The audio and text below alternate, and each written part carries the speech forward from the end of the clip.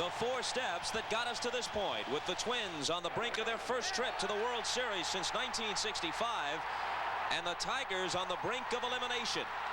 Gary Gaetti with 2 home runs in Game 1 at the Wild Metrodome, and the Twins jump out in front.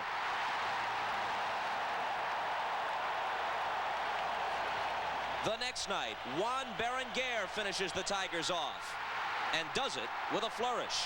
The Twins take a 2-0 lead out of the Metrodome and to the Motor City.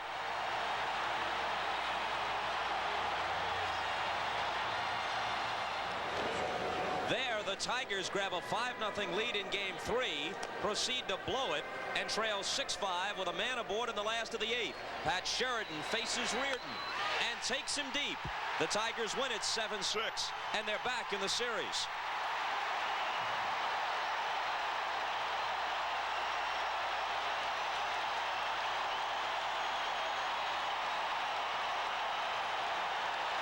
But in Game 4, with the Tigers down by a run and threatening, Darrell Evans is picked off third base with only 1 out. And later, his error in the field will lead to an unearned Twins run. And by virtue of those 2 mistakes by the great and distinguished veteran, Minnesota wins it 5-3 and takes a 3-1 edge in the 1987 American League Championship Series. And now, Game 5.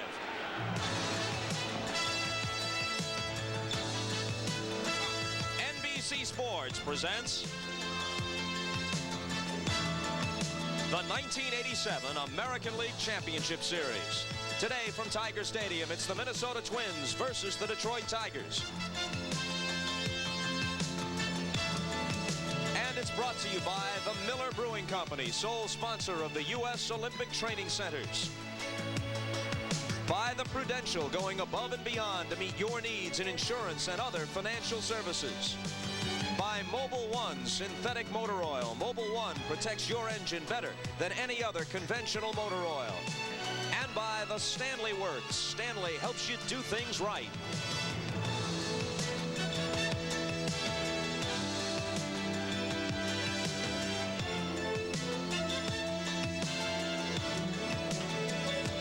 Chilly day in Detroit, and Tiger fans are chilled by the prospect that their team, with baseball's best record during the regular season, faces triple match point against the team with the worst record of all 4 postseason qualifiers. Hi, everybody. Bob Costas with Tony Kubek. Doyle Alexander for the Tigers.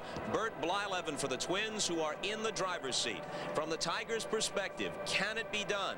It's unlikely, but sure it can be done.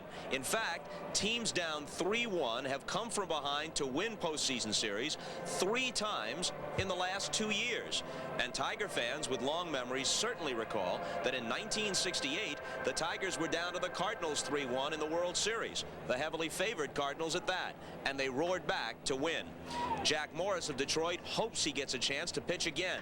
Here he is with Tony. All right, thank you, Bobby. Jack, you won 3 games in a row to finish the regular season against the Toronto Blue Jays. It was in this ballpark. If you are to go to the World Series this year, you're going to have to win 2 of the 3 games in the Dome in Minnesota. How do you feel about that? Well, it's nothing that can't be done. We've done it before, but it's going to be hard. I think the inspiring crowd that is in Minnesota is going to have effect. But really, I think the guys on this team are professional enough to handle it. I think it's just a matter of us getting a little confidence again and getting off to a good start. I'm not worried about it. Everybody talks about your home run power and all other things about this ball club, but the backbone of the Detroit Tigers all year long has been a starting 4, the starting staff. You haven't had a good performance yet out of your 4 starters. Well, it's true, and you know, I don't think it's a case where we pitch so badly. I just think it's a case where you got to give credit to the Minnesota Twins. They have played us as well right now as I've ever seen them play, and you know, it's just the fact that the playoffs has got them going. They're inspired, and I guess that's the thing that has to happen this time of year. It's not so much that we're not inspired; it's just that they're doing everything within their power. And it's really not their key hitters that are hurting us. It's the guys like Laudners and Lamberdosis, and of course Gaetti's having a pretty good series himself. Jack, thanks to you. Good luck. Maybe we'll see you again for Game 6 in the Metrodome back home. We'll be back to Tiger Stadium with the starting lineups right after this.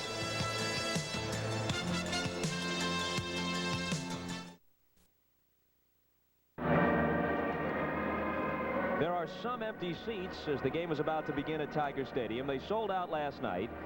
Fell short by 3,000 on Saturday for Game 3, and it doesn't look like a capacity crowd today. Alexander will face this lineup: Gladden, Gagne, and Puckett, Herbeck, Gaetti, and Bush, Brunansky, Lombardozzi, and Laudner. The Tigers defensively, Tony.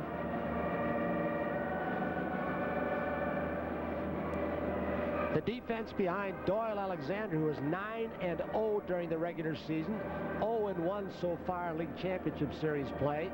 And it really centers in to where it should be for the Detroit Tigers today. That is right out on the mound. During the regular season, the Big Four, when they got Doyle Alexander with Morris, Tanan, and Terrell, was the best and deepest starting staff of all of the American League. They've now had 4 starts. Their ERA in those 4 starts is right there over 7. During the regular season, they were about 3.5 composite. So if Alexander can hold them in check for a while and let the bats take over, we might have a Game 6. But these Twins players seem to be getting the opportunistic hits and making the big plays when they have to. The only Tiger victory of the series, they outslugged the Twins in Game 3, 7-6, and Henneman got the win out of the bullpen.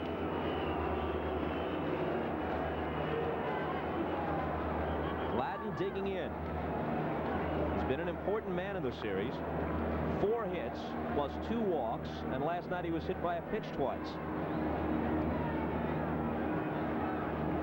Brookins creeps in at third. A check swing roller right side. Alexander will have to cover. Takes the throw from Evans for the first out. And you might notice Doyle Alexander was not going to just throw a fastball first pitch strike so Gladden could jump all over it. He threw him a slider initially. And Gladden was sitting back saying, well, I think I'll try and get the momentum in our favor immediately and tattoo a fastball.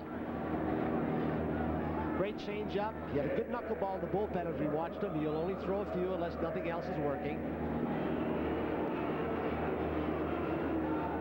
Gagne with a homer and a double last night. Also homered in Game 3, and that's a fair ball and another extra base hit for him.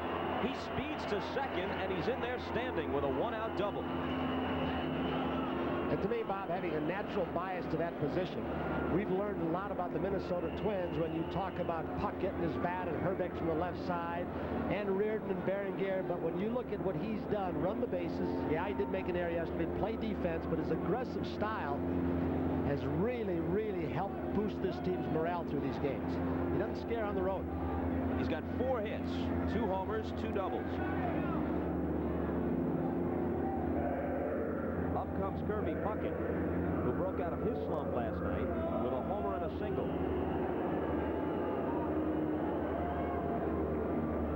In 18 at-bats, Tony, he's pulled the ball only 4 times, twice for hits, a double in Game 1 and his homer last night. They thought Gagne was going, so both middle infielders, Trammell and Whitaker, got on him in a hurry. It's not unusual when you're in a slump, Bob, as Puckett was through this thing, to get a lot of breaking balls and then say, okay, I'm going to try and hit the ball the opposite way. He may be doing it purposely to not open up too soon against the breaking stuff he sees from the right-handers. And a strike from Alexander. Mike Riley is working the plate. Jim McKean at first. Joe Brinkman at second. Durwood Merrill at third. Right field line, Al Clark. Down the left field side, Drew Coble.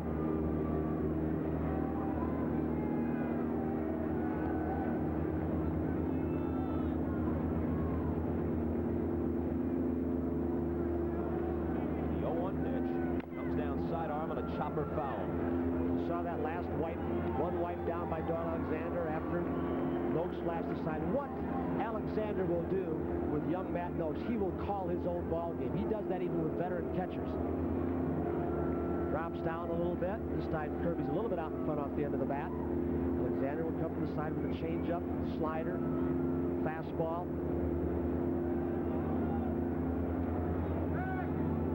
Adding, subtracting. Here's Whitaker with a chance. Gagne to third with 2 out as Puckett is retired.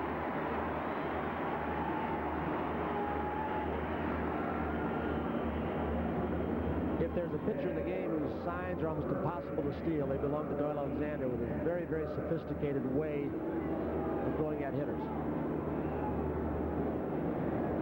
Herbeck just 1 for 15. Had a Game 2 homer off Morris, and that's it.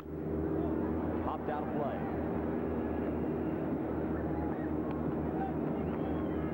It bears repeating, not only was Alexander 9-0 for the Tigers, they won all 11 games he started, and his ERA was 1.53. He was credited with 3 shutouts, and he combined with Mike Henneman for 2 more.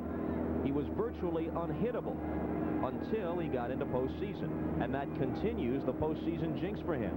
He's 0-4 lifetime in postseason starts with an ERA of nearly 8. A ball and a strike. And you can see with a man on third how pitchers likes to do things differently. Remember Tanana, man on third, he was pitching from the windup. He felt comfortable. With Gagney's speed, a good base run. If Doyle bounces a changeup, he doesn't want to give him a lead. He's from the stretch. Center field, Lemon finishes Herbeck and the Twins in the top half of the first. Gagney's double goes to waste, and we'll be back after this. Bert Blyleven goes to work on 3 days rest. Whitaker, Evans, and Gibson. Trammell, who hasn't been that much of a factor at 3 for 15 in the cleanup spot. Noakes starts against the right-hander with Lemon. Grubb now as the designated hitter, 2 for 3 as a pinch hitter thus far. This is his first start.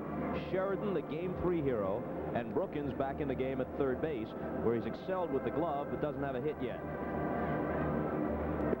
You've already seen early in the series what Gaetti, Herbeck, and at times Puckett can do with the glove.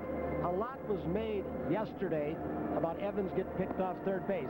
Unfortunate move, shouldn't have happened. He was unwise, but you've got to give credit to that man right there. He's already gotten at least 1 big hit, but if that ball, Bob, is a foot higher, a foot off to the right, they don't get Evans, so it had to be perfect timing and just a great throw from Tim Laudner. So sometimes, even though you don't contribute with the bat, the strong throwing arm can contribute, and Laudner did last night. Bert Blyleven was 15-12 during the regular season. Went 7 1/3 in Game 2, gave up 3 runs and 7 hits. Had a good fastball early, went to the breaking ball later, had 6 strikeouts, and became the winner. In contrast to Alexander, who's 0-4 in playoff and World Series competition, Blyleven, with his Game 2 victory, is now 3-0. He won a playoff game and a World Series game for the 1979 Pirates. Sparky Anderson has admitted, he admitted last night that they are in bad trouble, but he said now we'll find out something about the Twins. How do they close? The secret of a good pitcher is finishing off a hitter when he's got 2 strikes. The secret of a good team, wanting to go to the World Series, can they finish off the opposition? Whitaker had a homer off Blyleven in the second game of the series.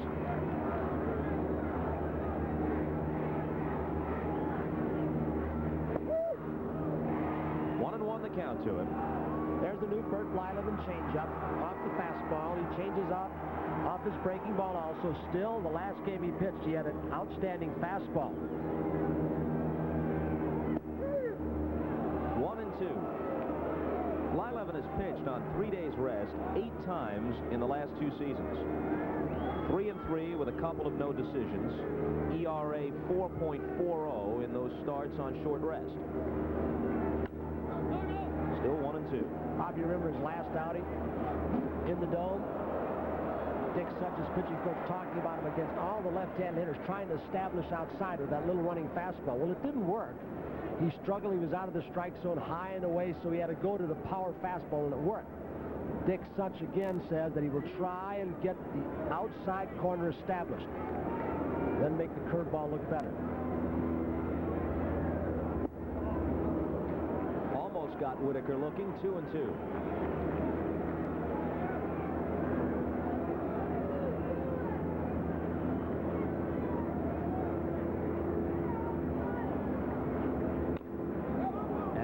There. If the Tigers stay alive today, the Game 6 starters, supposedly, well, we know for sure it's Jack Morris for the Tigers.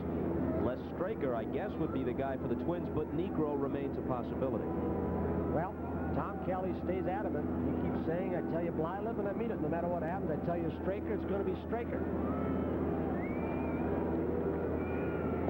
Called strike 3. He had him set up from 2 pitches before that when he tried to backdoor a curveball that just missed. And then he busts the fastball in on it. There is a sign that one of the fans close to the Tiger dugout taped up there, and the Tigers leave it there, and many are coming to their feet. What a heartwarming moment.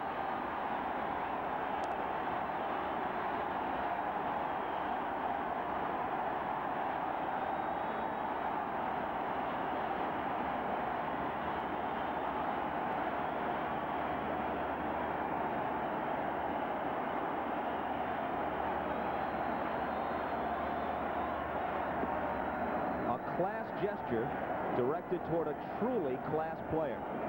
Evans said before the ball game, one thing about baseball, because it's played almost every day, no matter how badly you foul up, you've always got a chance to come back the next day and do something good.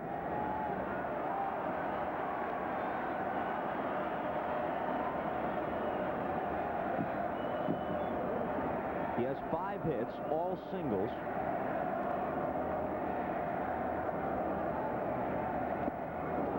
Swing and a miss. That's in 13 official at-bats. He also has 3 walks and has been hit by a pitch.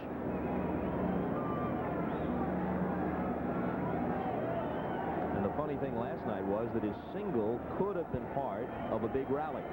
The rally that was snuffed out when he was picked off 3rd. That'll make the seats. He got the pitch he wanted. Down inside part of the plate of a fastball. Pitch he likes to pull to right field, but Blyleven had a little bit too much on it.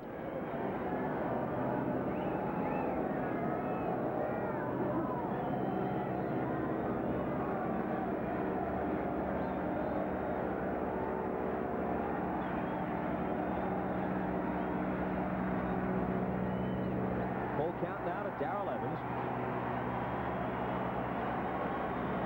1 out, nobody on, no score last half of the first. Blyleven started to throw the ball to Mike Riley, the home plate umpire. Most times with a veteran hitter up, when a breaking ball bounces in the dirt, it picks up scuff marks. Blyleven Anxiously awaiting the arrival.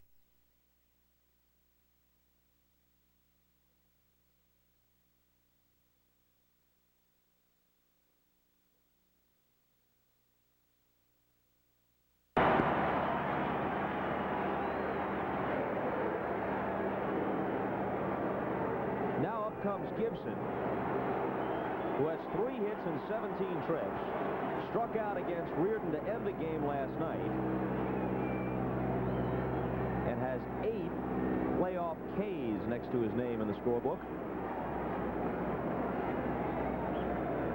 Last year in the National League, in a 6-game set between the Mets and Astros, Darryl Strawberry struck out 12 times. That's the overall Major League record.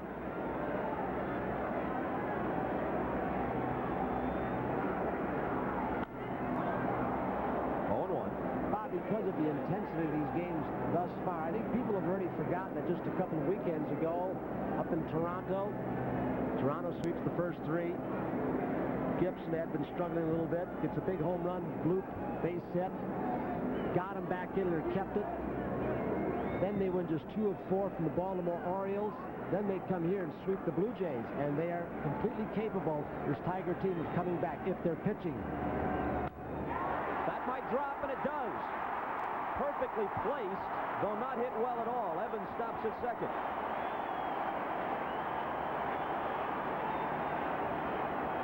Once again, they are trying to bust Kirk Gibson on the 5th. Remember the base hit that he squibbed and broke his back past Al Newman? So he doesn't hit it well, but he finds a hole. Again, Blyleven with the spot he wanted. They have pitched Gibson just great, I think, during this entire series. Whenever they wanted to, they've got it right in his kitchen, foul tie, inside corner, or off the plate inside. They have not let many drift out over the plate. Trammell, who hit .343 for the season with 28 homers and 105 RBIs, has knocked in just 1 run in the first 4 games on 3 for 15. Opportunity for him here. Check swing foul.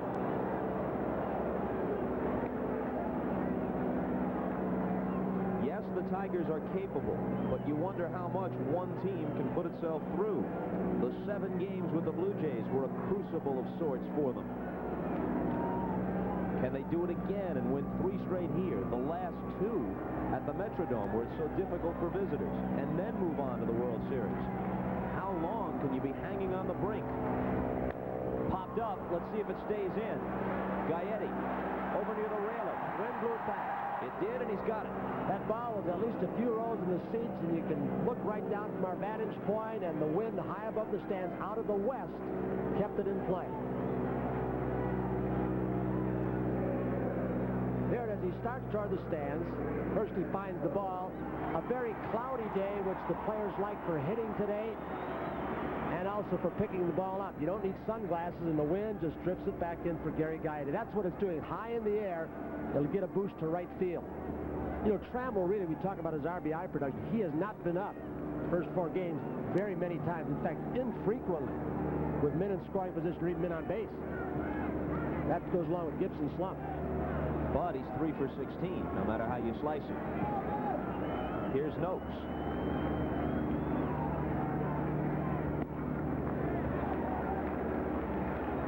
Steve Horn quickly tells us that that was just Trammell's 3rd at-bat out of 16 with a man in scoring position. He has 1 hit in those 3 situations.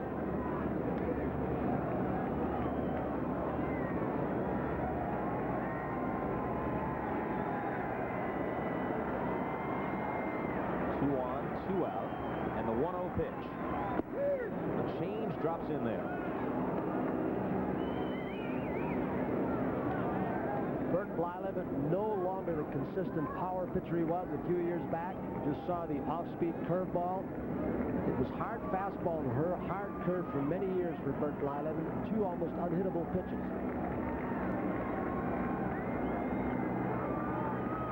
On 1-1. This ball is hit toward the hole. Gagne backhands it. Fires on to first. They got no something. It would have been enough just to prevent it from getting through and leave them with a bases loaded spot. Instead, he makes a truly extraordinary play. Back in Minnesota for Game 2, there was a big sign that says, "World, do you now believe?" Well, I guess a lot of people are, and Gagne's a big part of making you believe that this Twins ball club is a good one. He does have a slow runner, a catcher, and he didn't get a good jump when he hit the ball the opposite way, but the fact remains the ball was hit very hard. The grass slowed it down, but Gagne, after a couple high fives, has a little conversation with his guru again, Don Baylor, who's taking the kid under his wing. It's just a brilliant play by Greg Gagne to save at least 1 run and a possible rally. Have they done things when they've had to? In every area. And did Gagne make a first-inning impression with a double at the plate and that sparkling play in the field? Again, Tom Kelly insists that only Tony Fernandez of the Blue Jays is better with the glove at the shortstop position in the American League. Gagne has a much better throwing arm than Tony. Evident by that. Gaetti, Bush, and Brunansky against Alexander in the 2nd. We mentioned Doyle's 0-4 postseason record. He lost a playoff game for Baltimore in '73, lost one for Toronto against Kansas City in '85, and also had a no decision in that series in which he was ineffective. Lost the first game for the Tigers this year, and in his lone World Series start in the opener in '76 for the Yankees, he was beaten by Don Gullett and the Reds. There's a base hit for Gaetti to open up the 2nd. Alexander is trying to get the ball down to Gaetti. Remember the 2 home runs he hit off back in the dome? Both high and out over the plate. Doyle tries to drop down with the breaking ball, get it down, and stays right in the same spot. Looked like it was up and out over the plate. A pitch he's tried to avoid because that is one of the strengths of Gary Gaetti. Right out there up over the plate.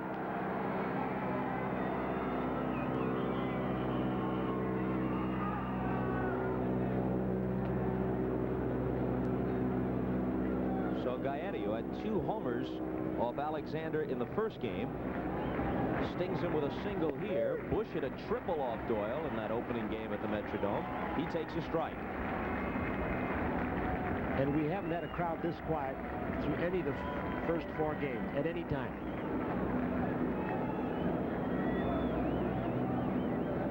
A defensive play like Gagne made really shut down a lot of the people, and it looked like a run was going to cross. the fact that to a certain extent, for some of the folks in Detroit, it's old hat.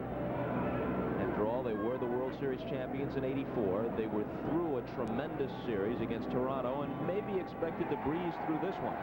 That expectation has been dashed. Meanwhile, in Minnesota, the Twins are a Cinderella team. They never expected postseason play there. So those first 2 nights at the Metrodome, it was truly a festive atmosphere. 1-2.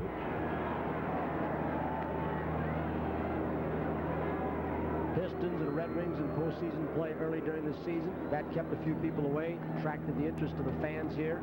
The great sports town. Gibson was out in travel early. They got off to the bad start, as you said. That kept a few more out. It holds at 1-2 to Bush. But unless the Tigers can bounce back, this is the last baseball game of the season in this grand old park at the corner of Michigan and Trumbull.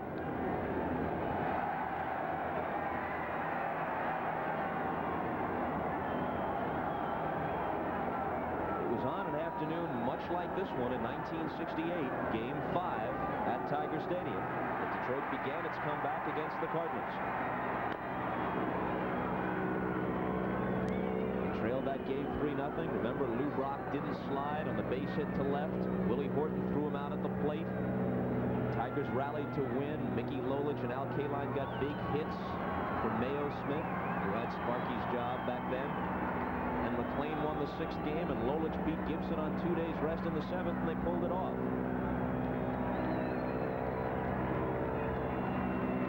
Another 1-2 pitch, but first a throw over. Doyle, one of the toughest right-handers in the American League to get a good jump on or to steal. He'll get his catcher, Matt Noakes, who has a decent arm but does not release the ball very quickly. So if they steal, it'll be on Noakes. Not going, ball 2. Because Tom Kelly, in the first couple of games when he did start runners, had an uncanny ability. I don't know if he knows something of starting his runners on curveballs or changeups.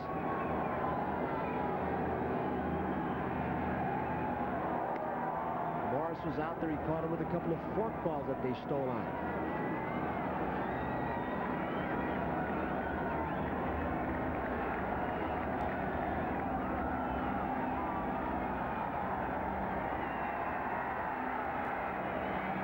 He's not going on the 2-2 pitch, and now it's a full count. We're in the top half of the 2nd. Gaetti opened with a single. He's aboard with nobody out, and there's no score.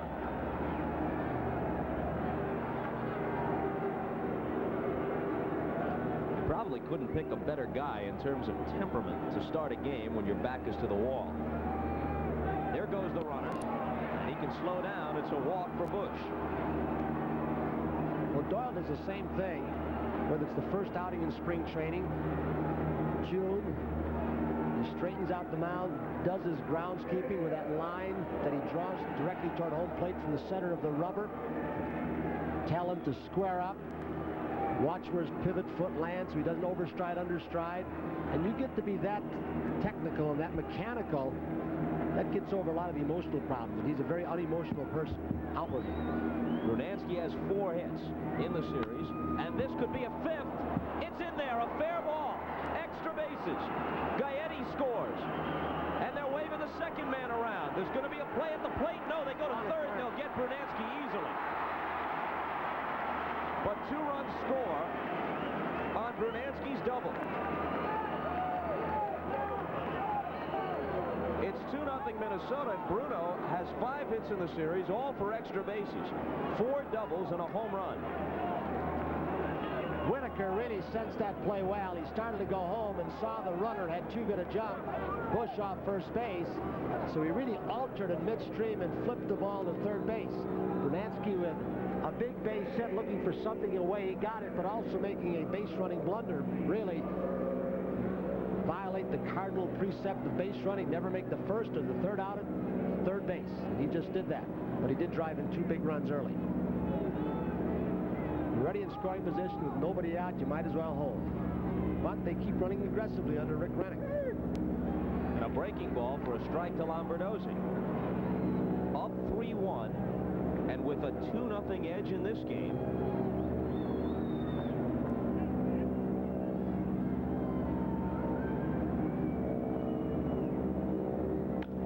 and this is going to be a base hit.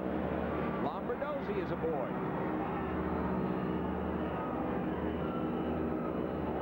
2 singles, a double, and a walk against Alexander in this second inning. And that's going to get some early action in the Tiger bullpen.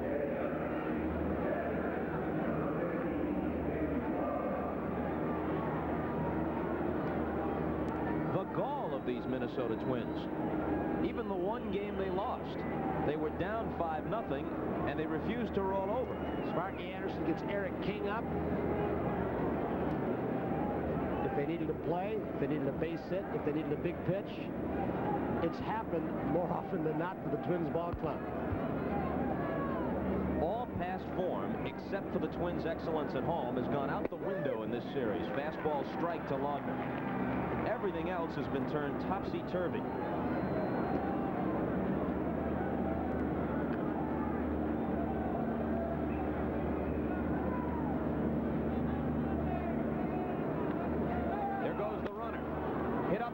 Trammell scoops it up, has no play at second, and throws on to Evans. So Tom Kelly gets a runner in scoring position by starting him on a sure double play ball with Laudner running. For a first-year manager, he is a very aggressive manager, isn't he? The things they worked on all spring were moving base runners. They worked on the pickoff play in spring training that they executed perfectly last night in the big league championship series game. And now they keep this inning alive. Up steps Gladden, who rolled out to first in the first.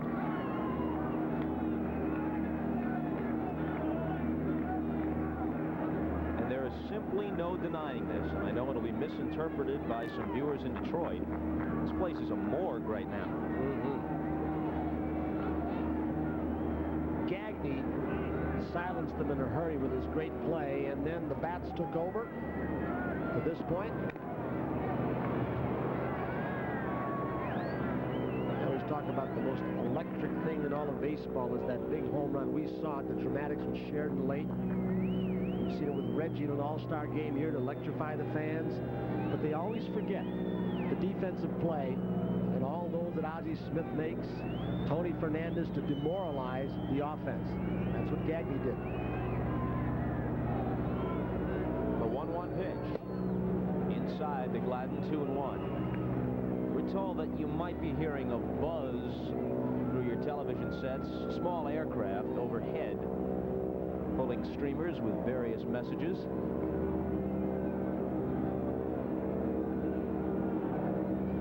This is hit hard, and the Twins will increase their lead. And the hit-and-run play had something to do with it. Lombardozzi crosses the plate. Gladden has his 4th RBI of the series. And it's 3-0 Minnesota.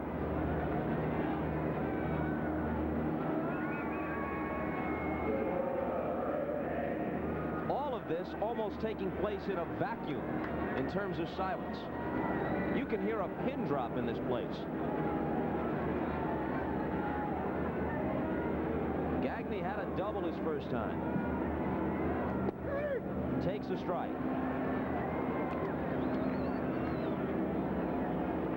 Now only Tiger historians can be optimistic. It was an overcast Monday afternoon just like this in '68. They were down 3-1, and they trailed the game 3-0. Gagne is hit. There is no intent whatsoever in something like this, I don't believe. Alexander's control is really good. Usually, he's been up more than he wants to be. Maybe trying to move him off, but he's not trying to hit the kid. He doesn't need another base runner, not with what he's gone through thus far. Kirby Puckett stepping in. He could be out of this game completely in a big hurry.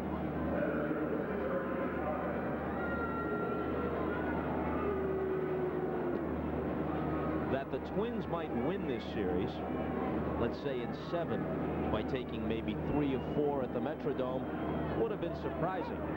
If they win it in 5, it is absolutely stunning. Yeah, Tom Kelly knows he's playing a team who's thrown a lot of home runs on the board with a lot of left-handed hitters with a short porch and right. And somewhere in the back of his mind, he knows that his pitcher has thrown a lot of home run balls, and as great as Bert Blyleven's been the good part of his career, and we've got a lot of innings to go. Puckett digs in and takes a ball. As we told you before his Game 2 start, Blyleven has in fact allowed 50 and 46 home runs in back-to-back seasons. That's by far the largest 2-season yield by any pitcher in baseball history. This one's ripped to left. Another hit. There could be a play at the plate. Rennick is waving him home, and Gibson with the weak arm just tosses into third. Well, they're going, but he's not going to get glad, not with 2 outs off second base. I mean, he'd have had the shotgun because it was hit a bullet, but he was very deep when he got that ball, and Gibson made the right play even though he got some hoots. Gladden just flew it. He's the fastest runner on this ball club, and Sparky's going to his pen. Without him, they would never have won it with his 9-0. King comes in, but Doyle Alexander, who Sparky said, you've got to give him some votes for MVP for what he did for us, even though he's only here a little while. Invincible down the stretch. An imposter grabbed his uniform in the playoffs. The game and maybe the season over for Doyle Alexander. Well, there are a lot of people in management that have never liked Doyle Alexander. He was considered a militant in the union movement. But if you talk to anybody who's ever played with him, they are great admirers of him. They respect him. He just had a rough one, didn't he? Herbeck becomes the 9th man to bat in an inning that's produced 4 runs. And it could have been worse had Brunansky not been nailed at third trying to stretch his double. Whitaker to his left, comes up with it. King will get them out of the inning. They'll leave 2, but they'll score 4.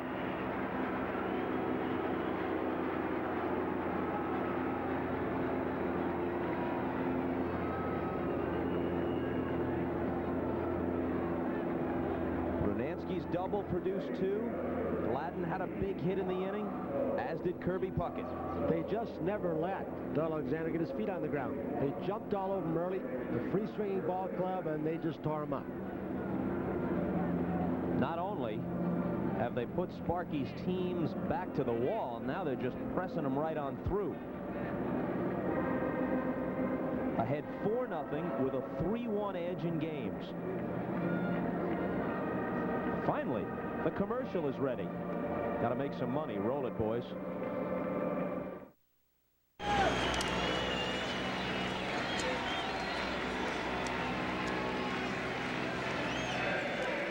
Blyleven staked to a 4-0 lead. The Tigers might have only 8 turns at bat left to them in this 1987 season. Lemon, who homered off Blyleven in Game 2.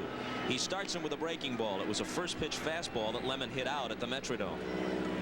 Blyleven with 244 major league wins. He's been a horse his entire career, and you can see he's coming out right now what the successful pitchers do. When your team throws runs on the board, you're not going to relinquish one the inning right after that.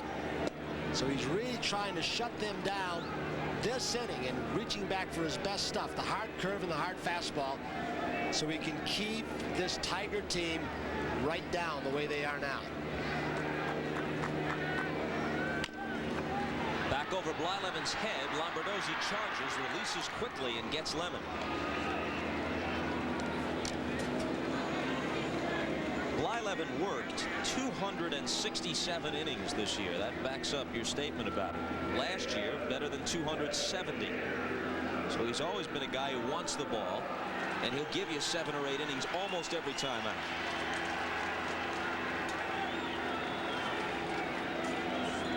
Johnny Grubb, 2 hits and 3 appearances as a pinch hitter, takes high. Blyleven, a guy with over 4,000 innings pitched career. There aren't a whole lot of people have pitched that much, has maintained an earned run average of just over 3 for his career, 3.12. That'll show you. And he's pitched with some pretty bad ball clubs at times, Bob.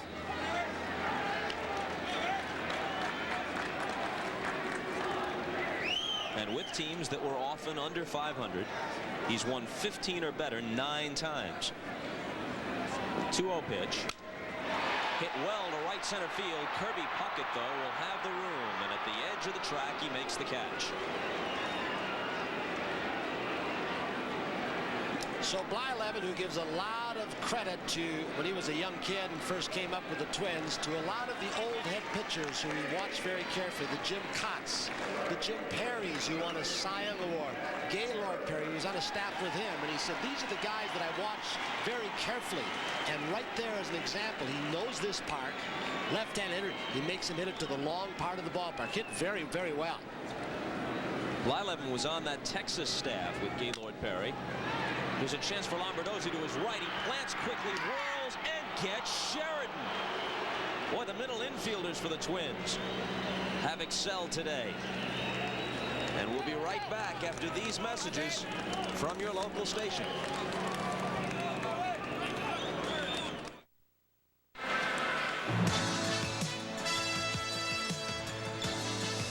Game 5 of the 1987 American League Championship Series is brought to you by your Toyota dealer and the all-new Dimension 88 Corolla. Who could ask for anything more? And by McDonald's.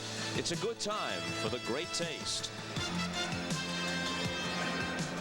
Now would be a good time for the Tigers to get it together. In the first inning, Gagne from the outfield grass guns Noakes down. And now Sheridan with a bid for a hit on a slow chopper up the middle. Lombardozzi to his right from behind the bag gets Pat by half a step. And with those two plays, we've probably seen the two toughest players that a middle infielder can make. Both going to the right, throwing across their body.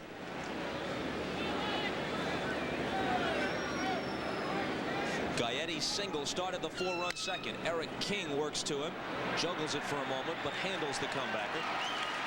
Eric King, one of the fine young arms in his Tiger staff, and last year when he came up, he was somewhat of a closer. Throws very hard, a lively fastball, good slider. This year he's been a little bit in between. Close a little bit, middle long relief, starting. Next year Sparky has said he's going to be one of his starting pitchers. It's a very lively arm.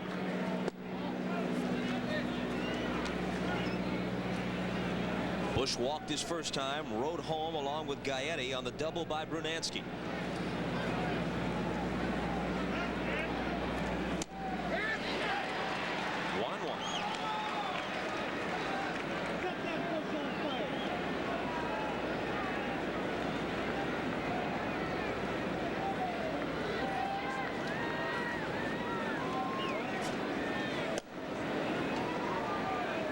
If this holds up, and underline if several times, you'll begin to read a lot about the 1965 Twins, about Zoilo Versailles and Bob Allison, and of course Harmon Killebrew. 2-2 to Randy Bush, about a pitching staff that included Camilo Pascual and Jim Cott. Mudcat Grant was a big winner for them that year. That was 1965. The last one is particularly interesting. 14 of the current Twins were too young to play Little League then. Full count to Bush. They won the first 2 games of that World Series, beating Drysdale and Koufax in the process, but then the Dodgers came back and beat the Twins in 7, with Koufax beating Cott on 2 days rest in the last game. And I can't remember a shortstop in all areas having a better year that year than Zoilo Versailles did. He was just incredible with the bat and the glove. Bush with his second walk of the game. Versailles was the MVP that year. Killebrew missed a good portion of it with injuries and didn't put his usual numbers together. Of course, the present Twins batting coach can tell him all about it. Tony Oliva won the batting title that year in his second season in the majors. What Sparky Anderson wants now is just a few good innings by Eric King to just shut this offense of the Twins down and hope the bats can get going off Blyleven.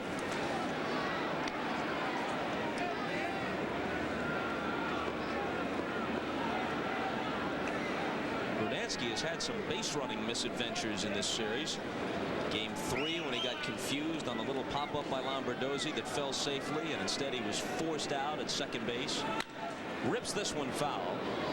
And then today, after his opposite field double, he tried to stretch it with nobody out and was thrown out by about 20 feet at third. Old Thunderfoot. Rick Reddick says he once in a while gets in that habit where he puts his head down and just keeps on running until somebody tags him. There's Rennick. Came over from Montreal. Serves a little bit, although Tony Oliva, the official hitting instructor, but Rennick helps out in that department. There goes the runner. A called strike. The throw from Noakes. Safe. Once again, Tom Kelly picks a breaking ball. Remember, it was Randy Bush, who'd never stolen third base all season long, who caught the pitching pattern of Jack Morris in one of the earlier games and stole first, stole second and third in the same inning. It's really a hit and run. He's looking over his shoulder, didn't get a good job, but Matt Noakes couldn't unwind and get the ball away in a hurry. And he caught a breaking ball also. That finishes Brunansky. First strikeout for King. Randy Bush, who stole 10 during the season, has all 3 Minnesota thefts in this playoff.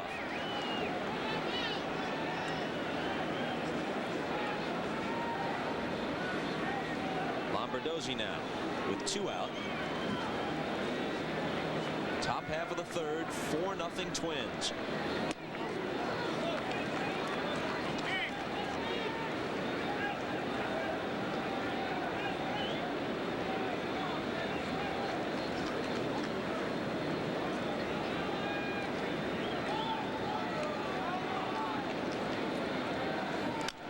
Check swing foul, out of play. Get a chance by that last pitch to see how King's ball runs. 2 springs ago, Sparky Anderson brought him over to Dunedin, Florida. He was about ready to send him down to the minor leagues. He said, I just want to take one more look at the kid. They tell him he's got a good arm. Didn't know a whole lot about him. He took one look at him and said, he's staying. We will not let a live arm like that go back to the minor leagues. He was involved in a very interesting trade. Prior to the 1986 season, Juan Berenguer went from the Tigers to the Giants along with Scott Medvin and one of the Giants' present catchers, Bob Melvin. Berenguer, of course, was ultimately released and wound up with Minnesota. Now here's who the Tigers got in return. The most prominent name at the time was the left-hander Dave LaPointe, who didn't pan out in Detroit. But Tiger people kept telling us, we got a couple of youngsters. King with the great sinker baller, and oh yeah, we got a catcher named Matt Noakes. All in that trade. And Sparky Anderson has said of that deal about Eric King, and that was the time when Bob Lurie, the San Francisco Giants principal owner, was in the process of hiring Roger Craig, and Sparky said, we sneaked that baby in before they signed Roger Craig, because Craig would never have let this kid's arm go out of that organization had he known about it. 3-1 pitch. Walked him. Second walk in this inning. 2 on, 2 out.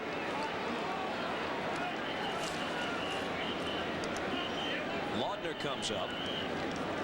He had a potential hit taken away from him on a good play by Trammell on his bouncer up the middle in the second inning. More action. That looks like Hanneman getting up. And Jeff Robinson. Hanneman's job here might be just to protect Robinson from a line drive. Yeah, he's just standing guard. In no way is Sparky Anderson giving up on this game. Not when he's got the kinds of bats that he does, but what he's also doing right now is giving his young players a quick taste of postseason play. And if they do come back and win it, Sparky says, hey, look, their feet are wet now. If we do go to game 6 and 7, King and Robinson will probably be able to handle the pressure. Evans takes off in pursuit of this one, but it'll make the seats. And it's dropped by someone in the first row of the second deck.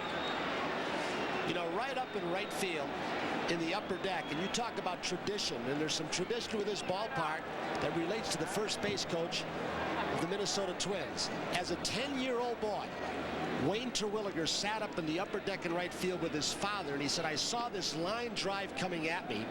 My father shielded me, and he said, I remember it so vividly because the ball was hit by Lou Gehrig. He said, then I was with my dad in the left field upper deck watching the 41 All-Star game. He said a man named Ted Williams stepped up, hit a home run off Claude Passot. And when I became a major league player, I did an interview with Williams. He told me about every pitch. He said those are the two biggest thrills in my major league career. He was out of that box last night. He was ill. Back in there today for this. 0-2 to Laudner. How'd you like to have an iron horse hit a line drive right at you and your father in the upper deck and right? I guess that day at Tiger Stadium, Charlie Gehringer was handling the second base duties for the Tigers. Charlie, now in his 80s, still very spry, was out at Tiger Stadium for Game 3 of this playoff series.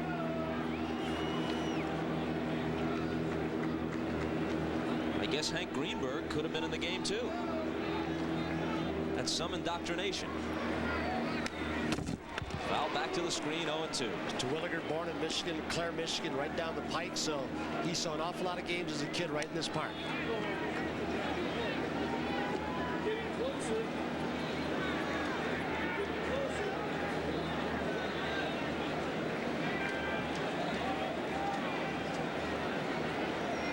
Tried to get the fastball in the kitchen of Laudner, and he had it by him. It's a matter of how many strikes he's going to throw if he's going to be an effective pitcher. He missed that entirely. It wasn't tipped. Ball, you sure? They're saying it wasn't tipped. The ball was live. The ball just took off. It exploded in the strike zone, and they say a ball can't rise or have a hop on it. That one sure appeared to. Laudner reaches on the strikeout, and of course, although first base was occupied, the difference is with 2 out, the batter can run on that. Let's see. He missed it completely. Yep. It goes off the top of Noakes' glove. So it'll be a pass ball on Matt Noakes. Calling it a wild pitch. I don't know how when it went off his glove and it wasn't that far out of the strike zone. Gladden now pops one up. Evans might have room. And the Tigers avoid further damage. The Twins had loaded the bases on 2 walks and a strikeout, but they don't score.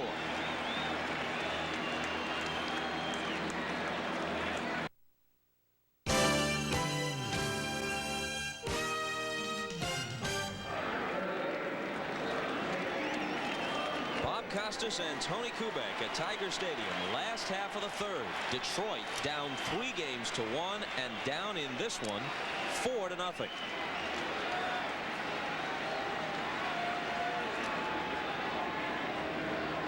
Brookins, hitless in the series, starts it against Blyleven.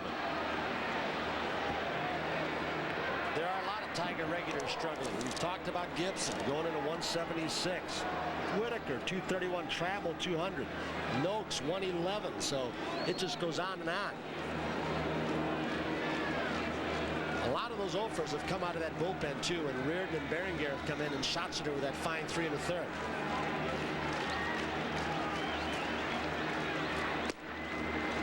If you're just joining us, Alexander was sent packing in a 4-run Minnesota second.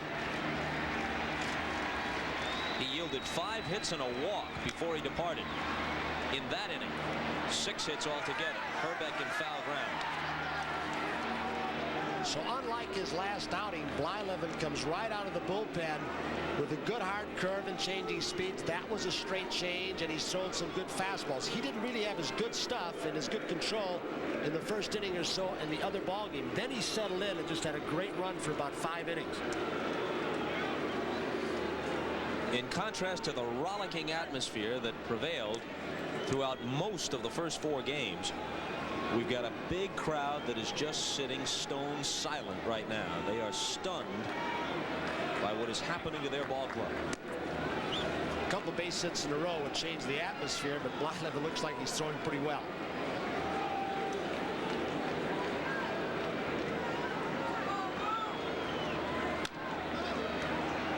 To Whitaker. Isn't it interesting, Bert Blyleven, who had his outs with Calvin Griffith and the Minnesota Twins fans, who gave an obscene gesture, in fact, to the fans. One time, Calvin Griffith let him go. Mr. Pohlad got him back. He's now involved in charity for golf, has adopted children. He's become very beloved in that city now. Both cities, the Twin Cities, St. Paul, Minneapolis. It's a complete reversal for him. Well, that flare-up really wasn't characteristic of his off-field personality. He's very volatile on the field. He'll admit that. He chews himself out. You always see him talking to himself. Here's a big bouncer. In comes Gagne. Tough play on the short hop. We'll see how they score. He wanted to get there before it took that last little skip, and he couldn't quite make it. He knew if he waited for the next big hop, there's no chance with a left-handed hitter. He knew he had to get an in-between hop. It's off home plate. And Gagne gets it in between. It's do or die. You get it or you don't, especially with a left-hander up and with a good jump out of the box. And they score it as an error, Tony. You're partial to all those shorts. No, I'm not. I mean, there's no way, unless he's playing way in and get the big hop, that can be an error. In my mind, even if he gets it, he might not get enough on to throw Whitaker out hitting from the left side. Evans walked his first time. Bounces one foul. That's Gagne's second error of the series, but he's also made several outstanding plays. It's strange in this respect. That one scored an error, and it was a very tough play. We saw in the game between Toronto and the Tigers, second to last day of the regular season, a ball go right through Manny Lee's legs. Worst official scoring decision I've ever seen in any game. And they ruled it a hit for Trammell. The most obvious error you could ever witness.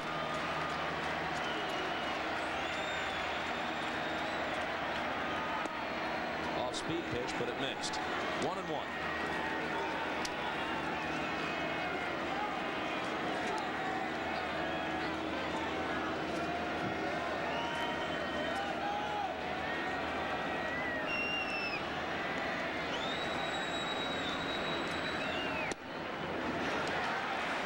There's really, I can't think of another team, and the confirmation of this ballpark with all the left-handed hitters helps make it so, but that can get you instant offense as quickly as the Tigers. Just look at their home run record this year, and their on-base average. They take a lot of walks, so they can get 2- and 3-run homers. They can have big 5-, 6-run innings, and they're a patient group of veterans.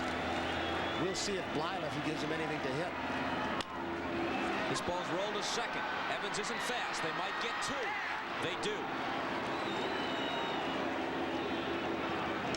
So Gagne turns the pivot on the double play, and that renders his error meaningless, controversial though it was. And here's a look back at a very special Olympic moment.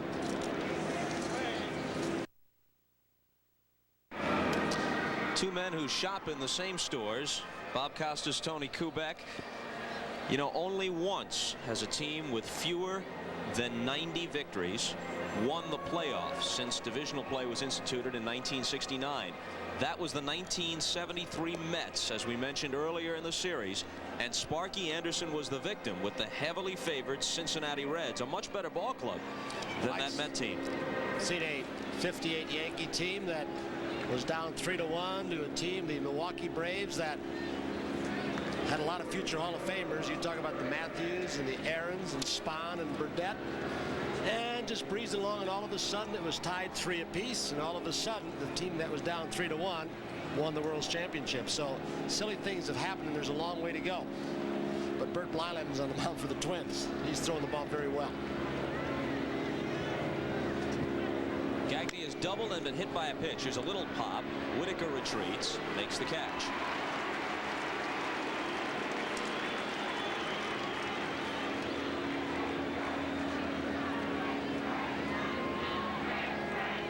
People like Whitaker, Trammell, they are still relatively young, but they have been through so many long seasons and have seen, and that you build up this muscle memory of things that happened in the past when you're a veteran, which helps you through these kinds of crises. And sometimes things turn quickly. Whitaker knows it, Trammell knows it, the veterans know it.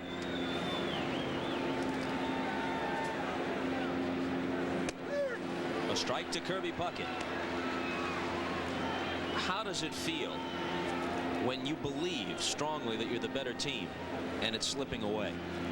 Well, I think right now the Detroit Tigers believe, they know that they haven't been the better team through these first 4 ball games, and it doesn't matter what happened in 162. The better team has been the Minnesota Twins, and it's almost every year they've gotten the key hits. They made the key defensive play. They set Larkin up to pinch hit. He rifles the ball in the left field corner. Laudner makes a great throw. I mean, they've been the better team over this stretch, and that's what can happen in the best 4 of 7. This one will find a home in right field. It's another hit for Puckett. He's going that way purposely to try and take those breaking balls, which he just got, trying to keep the left shoulder tucked in, gets a breaking ball and just trying to go the other way.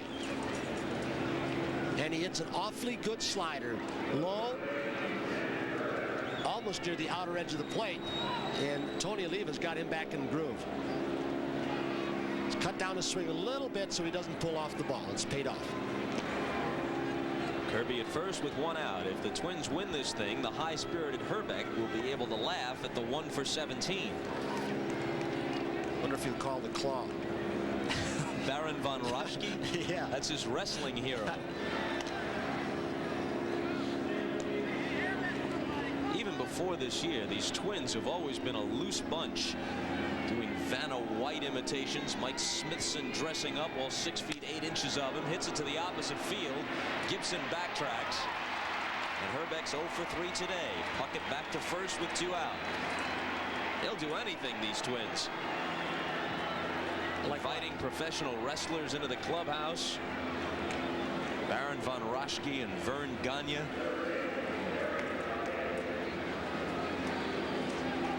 Tom Kelly isn't letting them whoop it up just yet.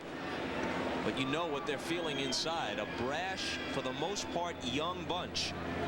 Only 6 Twins had any postseason experience coming into this. 5 of them were pitchers. The only non-pitcher who had played in a postseason game is Baylor.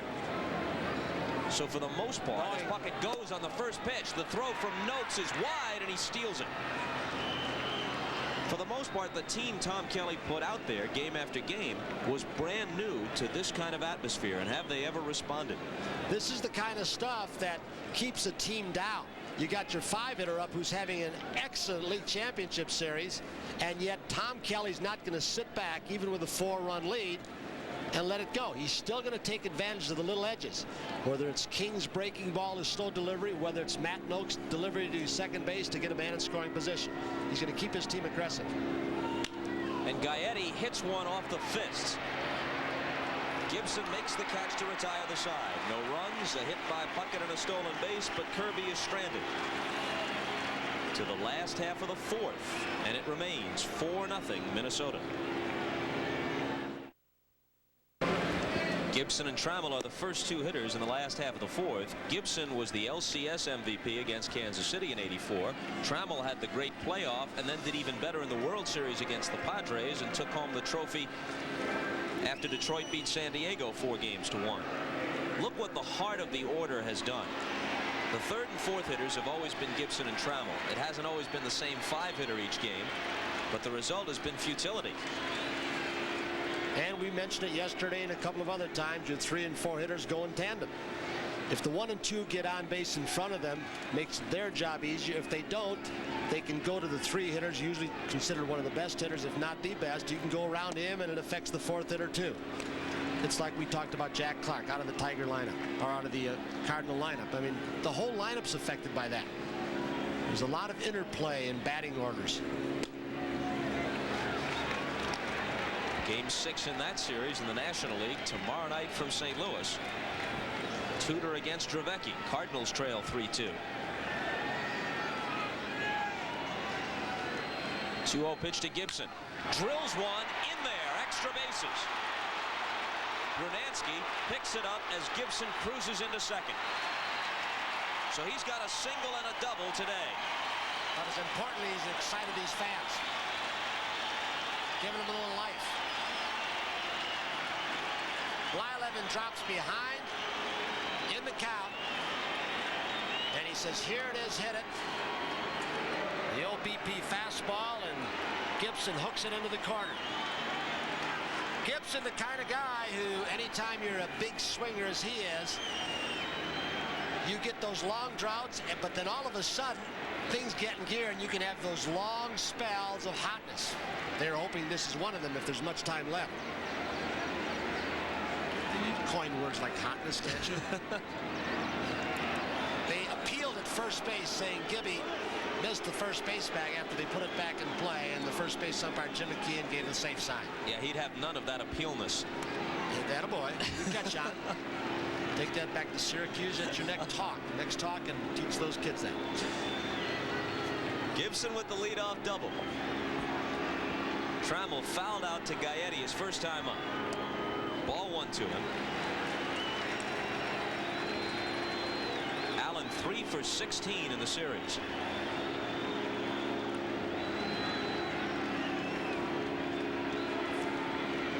Tigers trying to make some noise in the 4th. Liner up the middle, base hit. Gibson will score on this as Grammas waves him home. 2 sharply hit balls here to start the last half of the 4th.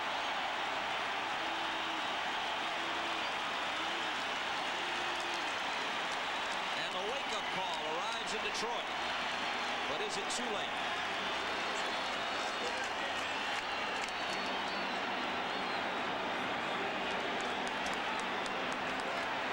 Too late with 6 complete innings left to play for the Tigers. No way.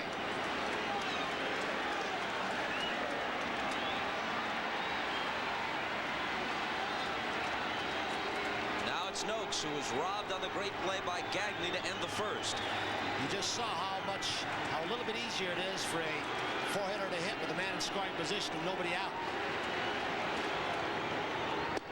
That's a strike. A veteran team doesn't change in situations where they're down 3-1. They're in the series down 4-0 in the game. Again, they just keep plodding along, keep doing the same things they did for 162 in the years before, and you hope you get the pitches and the opportunities to jump back in it. And it's Blyleven's job as an outstanding pitcher to shut him down again. And he is completely capable of that.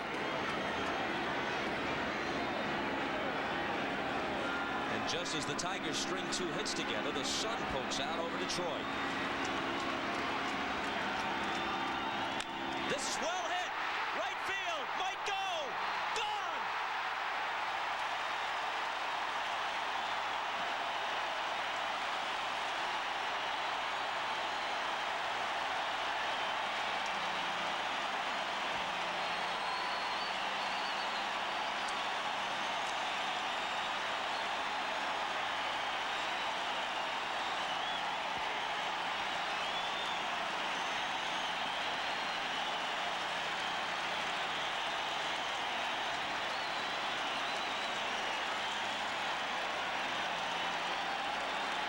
Just like that, it's 4-3.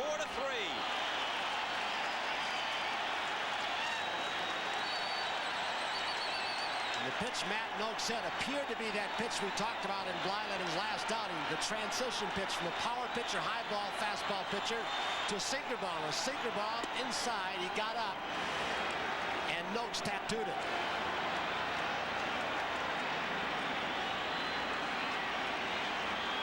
One strike to Lemon. He hits it well to center field, but Kirby Puckett will be there for the catch. All 4 hitters have nailed pitches from Blyleven, including Noakes. Gibson starts with a double. Trammell an RBI single. Up pops Noakes, and he's going to try and get a little sinker ball down and try and get the double play, and it just stayed on the same plane for Matt Noakes, and he took it out of here on the same plane in the right field corner.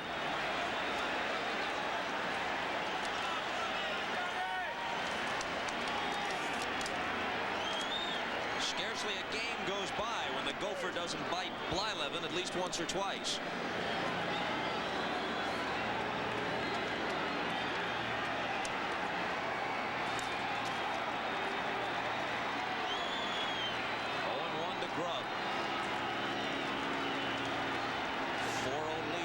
To a single run, got in on his fists. Gaetti races over with Laudner, and Gary can't get it. It was playable, but he couldn't take it.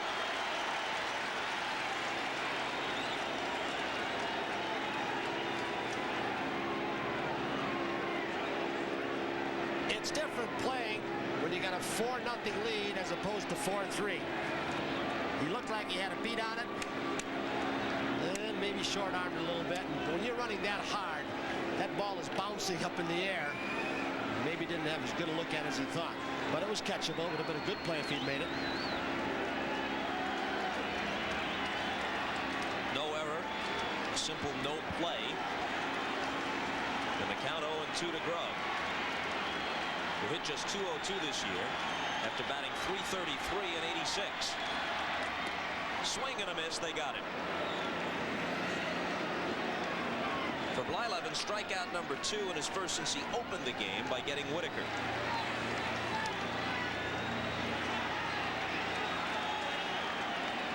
Now it's Sheridan, who rescued the Tigers on Saturday.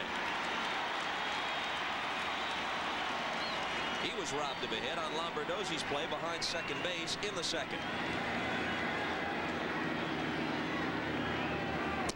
Ball 1.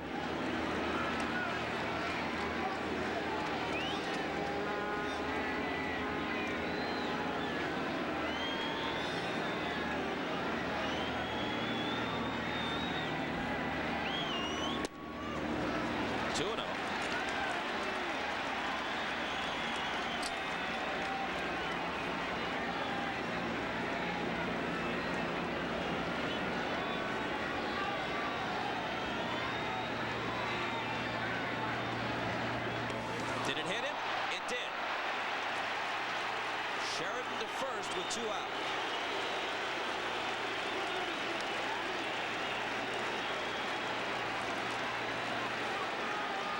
Tried to take a lot off a curveball and dropped down a little bit, just flattened out.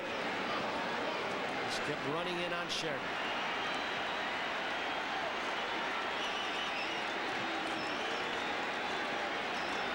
Usually to a left-hand hitter, he throws more of an overhand curve with more of a downward action. This was more of a sweeping curve. Brookins now. 3 runs home in the Tiger 4th. He's got Sheridan speed on first base. Blyleven knows it.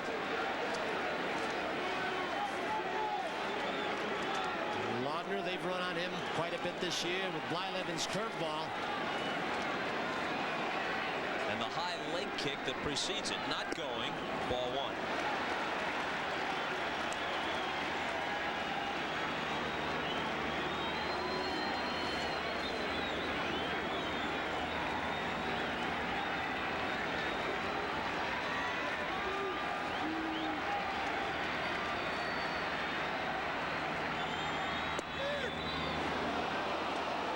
Sheridan is an adventurous base runner. He stole 18 this year, but he was caught 13 times, which, as percentages go, is awful.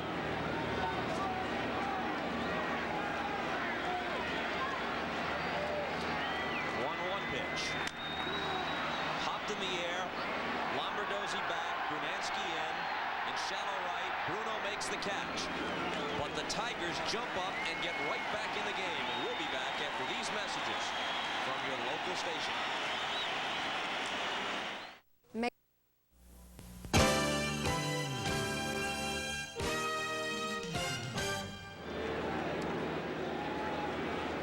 This home run by Matt Noakes not only got the Tigers back in the game, bringing them to within 4-3, but allowed the 2 teams to equal the league championship record for combined homers. 13 have been hit in this series, 7 by the Twins, 6 by Detroit.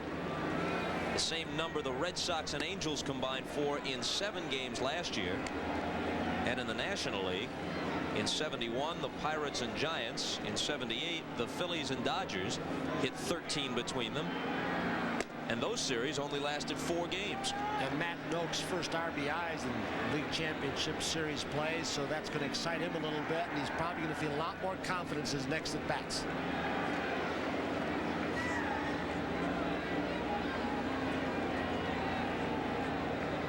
A guy who wasn't supposed to be here if not for Lance Parrish ended up in Philadelphia. Bush hits one hard. It comes up on Evans, and he's not going to have a play, or is he? He got it. Bush argues. Evans stuck with that. That got all bare hand when it bounded up. I don't think Evans got any part of the glove on it. Just hit all meat.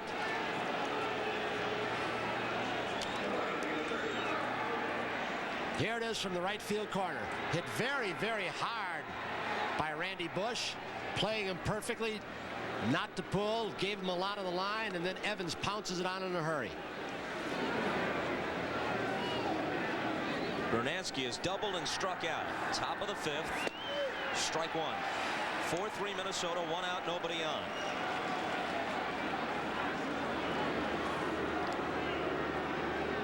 Evans still hurting down at first base.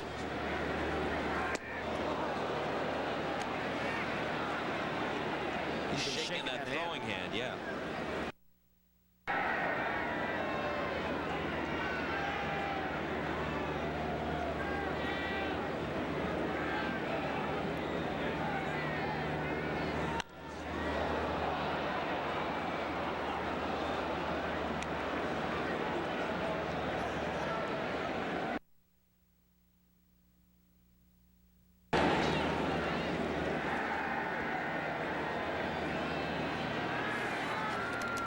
I think he's flexing the wrist more than the hand, because that's where it appeared to hit him, somewhere on the wrist or forearm. Get a little ice on it when he goes in. The sun is going in and out. If it stays out like it is right now and gets bright, it becomes an awfully difficult hitter's background, like the last 2 games here of the regular season. Brilliant games by Tananen, Key, and Mike Flanagan was outstanding.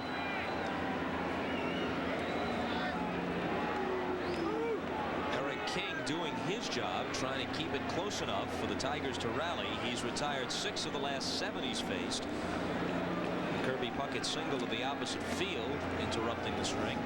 And a fastball is blown right past Bernansky. When Sparky Anderson takes young pitchers north, one thing he has learned is not how hard they throw. And Eric King throws awfully hard. He set up Henneman. When I saw his eyes in spring training, I knew he's a pitcher. When he said, I saw King last year, I didn't look at his arms, I looked at his inner toughness. He said even Jeff Robinson, who pitched well early this year and hasn't pitched much recently for Sparky, said I saw something in him. All the years of experience and being around Al Lopez for so many years, he said he taught me so much about what to look for. Strike one to Lombardozzi, who singled and walked.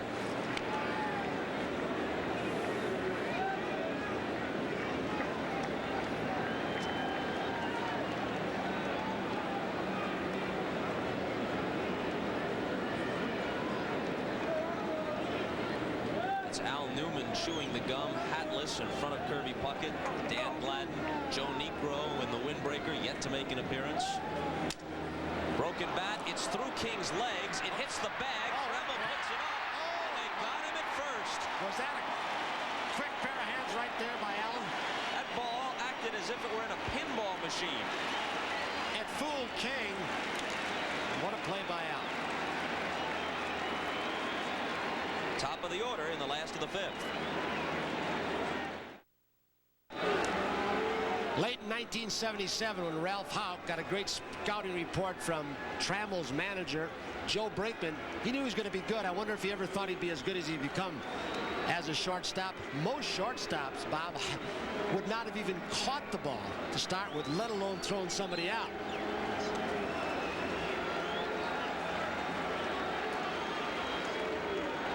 So now Whitaker starts it in the last of the 5th. Takes one at the knees for a strike.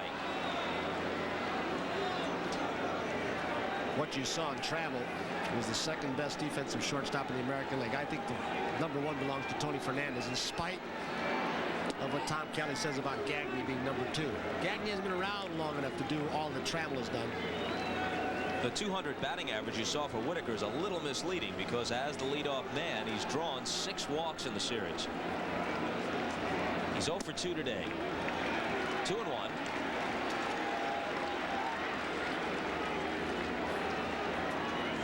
Twins got 4 in the 2nd and chased Alexander in the process. Tigers rose from the deathbed to get 3 in the last half of the 4th. 2 of them on a Noakes home run. This one is popped to the left side. Gaetti is over. Not much room there in foul ground, but enough for the catch.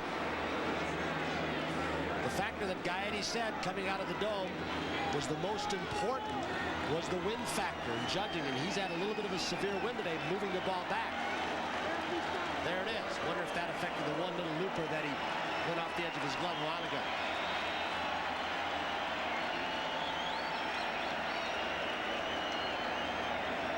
Cheers for Evans, who's walked and grounded into a 4-6-3 double play.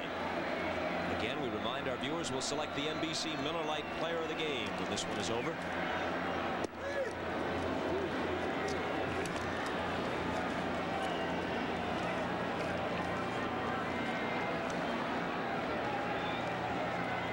Blyleven's 0-1 pitch.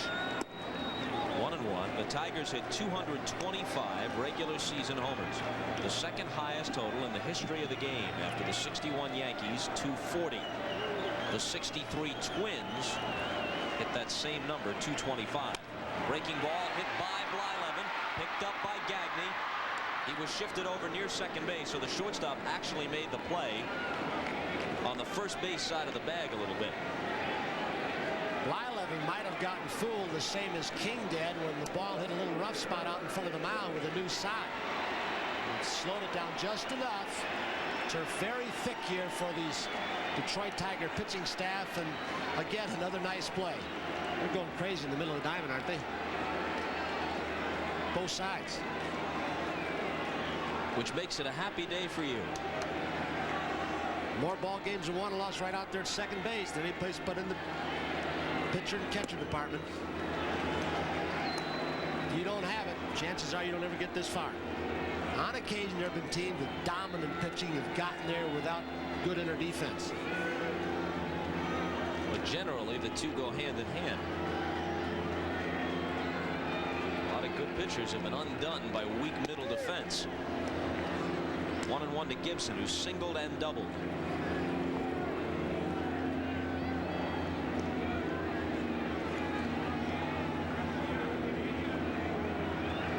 His double began the 3-run fourth. 2 balls and a strike.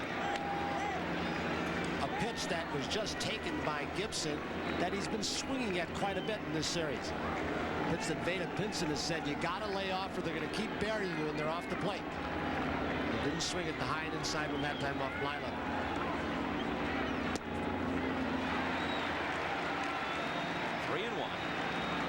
Well, we haven't mentioned the 3-day rest factor. Blyleven, as we did with Viola. But again, he's got a big inning build-up. He knows his bullpen might be a little bit tired after yesterday, the day before. Gibson draws a 2-out walk. And Gibby's going to try and challenge Laudner, I would think. Those breaking balls. Let's see if Sparky just gives him the green light so Gibson can pick his own pitch.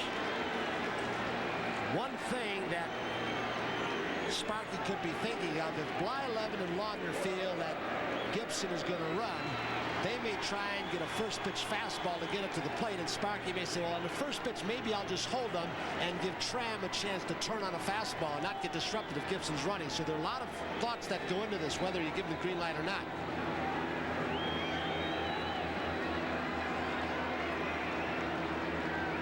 Trammell with an RBI single in the fourth. He's going on the first pitch, down and away. Laudner's throw, safe. And not a bad throw, but Gibson outlegs it. And Gibby, at his size, about 220, is not really a quick starter. Where you see him put it in the second gear, and his legs are obviously well now after the pulled muscle in September, he gets about a third of the way down. It's almost like going into gear number 2 where he accelerates. Joe Morgan used to tell me about Cesar Cedeno in his prime. When you see him out of the corner of your eye in the middle of the dive, and you say, he didn't get a good jump. And then all of a sudden, he explodes the second half. And that's what Gibson does with that great speed. Those long strides finally open up all the ground. A single could tie it. Sweeping breaking ball inside, 2-0.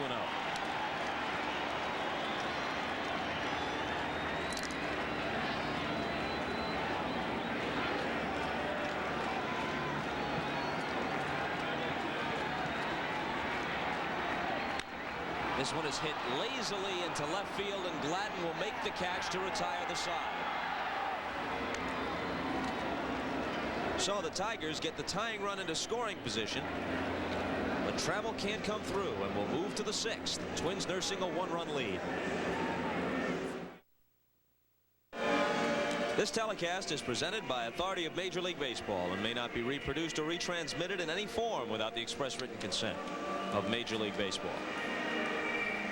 So the kid pitcher, Eric King, on the spot. He's done a good job since he came in. Struck out a few, walked a couple. Here's a man who, Bob, because he had control problems, may have had a little loss of confidence, was rarely used. Everybody knows about his arm. And whether or not he becomes a hero, he's done a good job to this point, but there have been some unlikely heroes thus far in this league championship series, especially for Minnesota.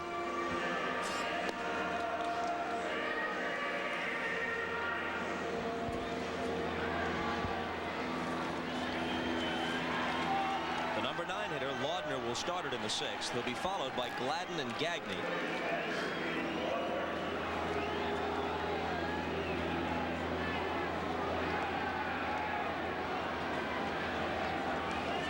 Those 2 RBIs came on a second game double off Jack Morris at the Metrodome.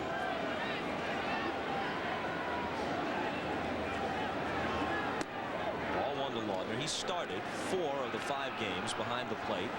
Sal Butera started game 3 and got 2 hits. That was when Straker pitched, and Butera is more or less Straker's personal receiver.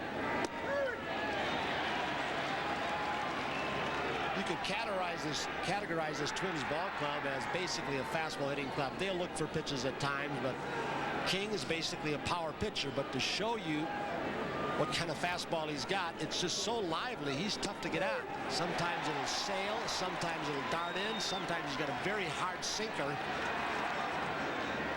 It's varying relief points and how it rolls off his fingers, but he's got such quick arm action and such a nice snap of the wrist at the end. Even if you wait fastball, the movement sometimes just kills your hands.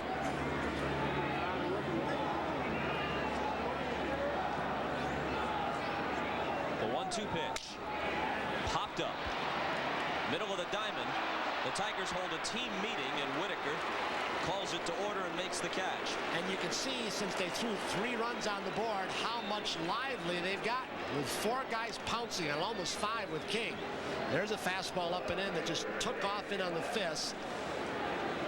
Mike Garcia from the Indians, he threw a very heavy ball. He hit it right on the screws, and it knocked the bat out of here, and that's Eric King in a way.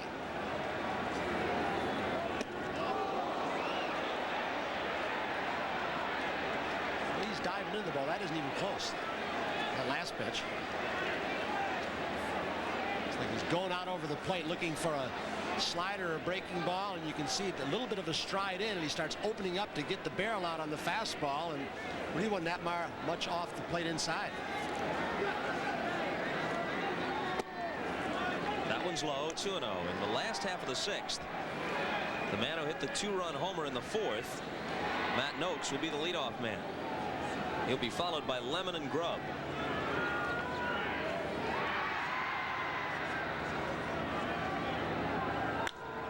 Well hit to left. Gibson goes back to the track and makes the catch. Alongside that 365 sign. Another example of the heavy ball that Eric King throws. It sounded very good off the bat, and I believe he hit on the good part of the bat, but the ball got out there and died. And that's just the way King muscles the ball up there, and Gibson makes a nice running catch. An attractive part of the ballpark in left center field. They are a little livelier now, aren't they? Indicated by them all pouncing on the ball in the infield, and Gibson getting an outstanding jump and running that one down. He was not playing Gladden too deeply.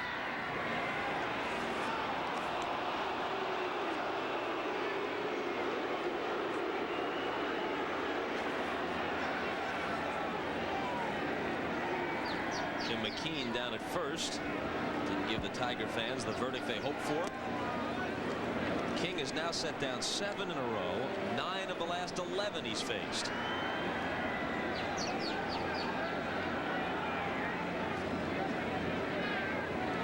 Two 2-0 to Gagne. 2 outs, nobody on. top of the 6th. 4 runs, 7 hits, and an error for the Twins. 3-4-0 for the Tigers. And this is a weak pop-up. Trammell and Brookins. It'll be Allen. King has done his job. And the Tigers take another crack at Blyleven right after this.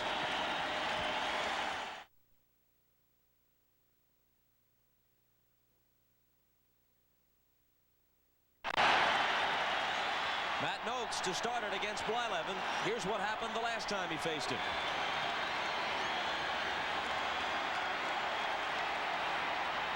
Two home runs and 87 RBIs during the regular season. Matt's been relatively quiet. Before this is over, he may number those 2 RBIs and that home run as important as any he's hit during the course of this year. He may.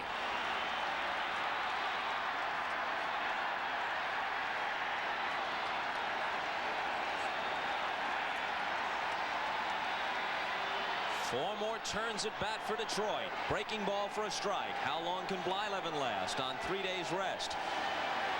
Over the last 3 seasons, he's thrown more complete games than anyone in the majors, but the total has declined each year. 24 and 85, 16 last year, 8 this season. Ahead of Noakes 0-2. He doesn't want to give Noakes another fastball, does he?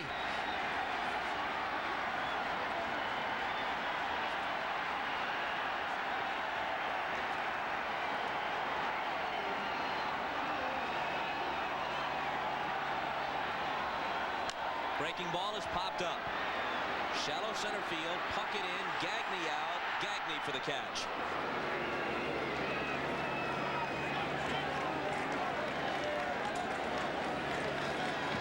So Blyleven going after the first hitter. The important one to try and silence this crowd. And of course get Noakes out. He stays with 3 consecutive curveballs.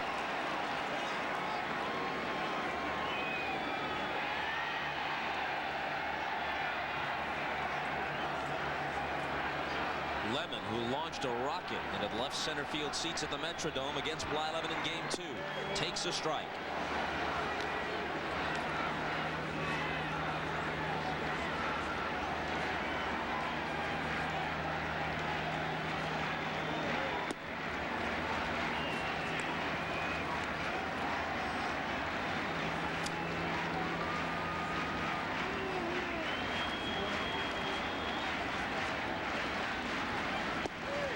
Breaking ball in there, 1-2. You can see how good his curveball is and how much it keeps on bending by the reaction of the hitter. Lemon back on his heel, top part of his body buckled. Swing and a miss, he got him. 3rd strikeout for Blyleven. He's featured pretty much a steady diet of curveballs at varying speeds. This one he took a lot off, maintained the same motion, had Lemon way out in front after a ball out of the strike zone.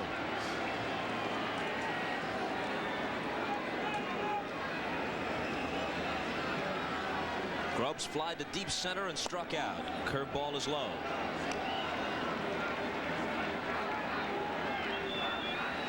Hit just 2 homers in limited duty this year, but he can reach those seats in right. He hit 13 homers as a part-timer in 1986.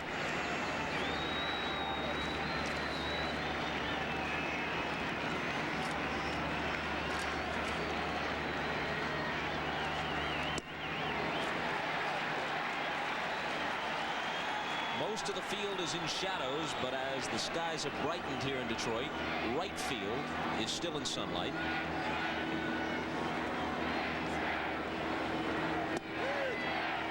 Grubb thought he had the walk. Mike Riley said 3-1. Doesn't appear at this point that the sun is bright enough to create a problem for the hitters.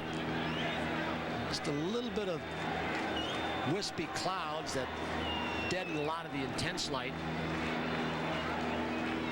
And the 3-1 pitch. Hit sharply up the middle for a 2-out hit.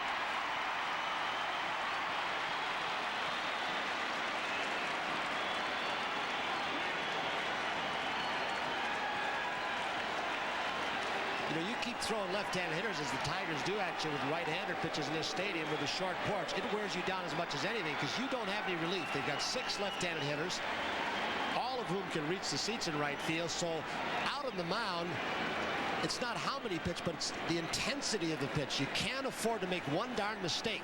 Every pitch and your concentration got to be so intense. One hanging curveball, and you can see what'll happen.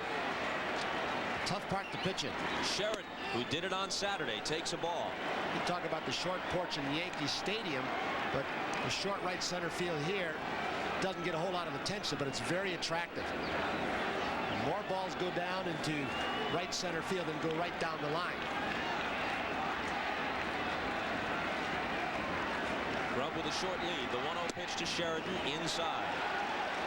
Schatzeder, the only left-hander Kelly has in his bullpen, pitched 3 1/3 in an excellent relief stint on Saturday.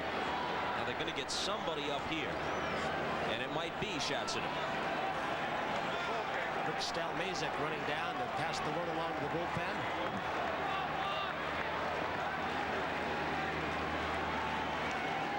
On 2-0. In there.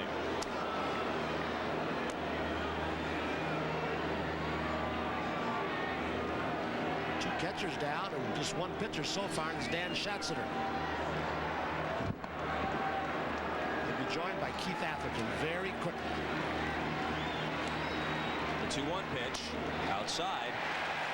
You can see Bert Blyleven release the curveball. He had some good ones early on in this inning to get Noakes and then Lemon. But again, those last few he seems to be laboring. It's a cool day, a lot of wind. A pitcher like Blyleven, if he can get away with it, would like to have a lot of pine tar somewhere so he can get a better grip. But sometimes just blowing in your hand doesn't give you enough of a grip. Walked him, or did it hit him? Makes no difference. Only to the official score. For the record, it hit him. The second time he's been hit by a pitch today. Now Brookins is scheduled, but they have left-handed hitters available, and Bergman is going to bat for Brookins. Now comes Dick Such. He's going to get his report right from Bert Blyleven. If he is getting a little tired, it will make the breaking ball break a lot more because it will not have as much velocity.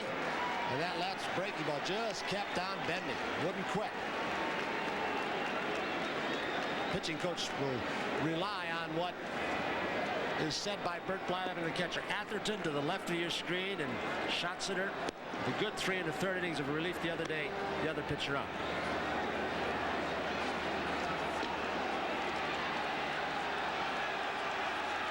Schatzeder and Atherton are warming. These are the others. We haven't seen Frazier during the series, nor Niekro. I don't know if Niekro's even been going down to the bullpen. Every time we show a shot, he's been with his jacket on the bench. He says his shoulder's all right. Said he could pitch. Said he had a good knuckleball the other day in the off day. Sure, Joe's dad back in Ohio, Lansing, is watching back there. Joe and Phil.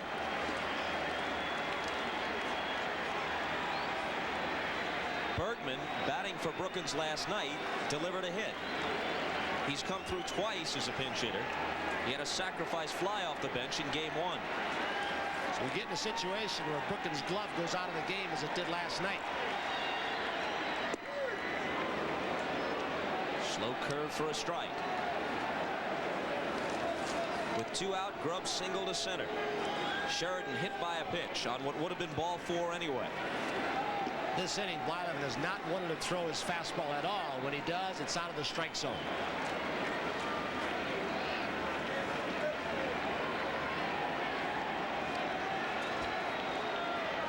Grubb at second, Sheridan at first. A single could tie it. Hit well, but right at Lombardozzi. Bergman nailed one, but in the wrong spot. The Twins cling to a 1-run lead as the Tigers strand 2, and we'll be back after this from your local station.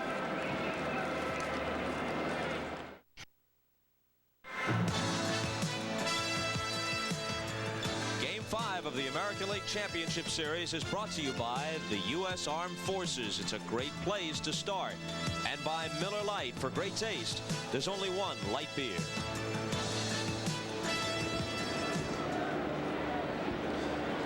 Anderson is the new third baseman after Bergman batted for Brookins and grounded out to end the last half of the 6th.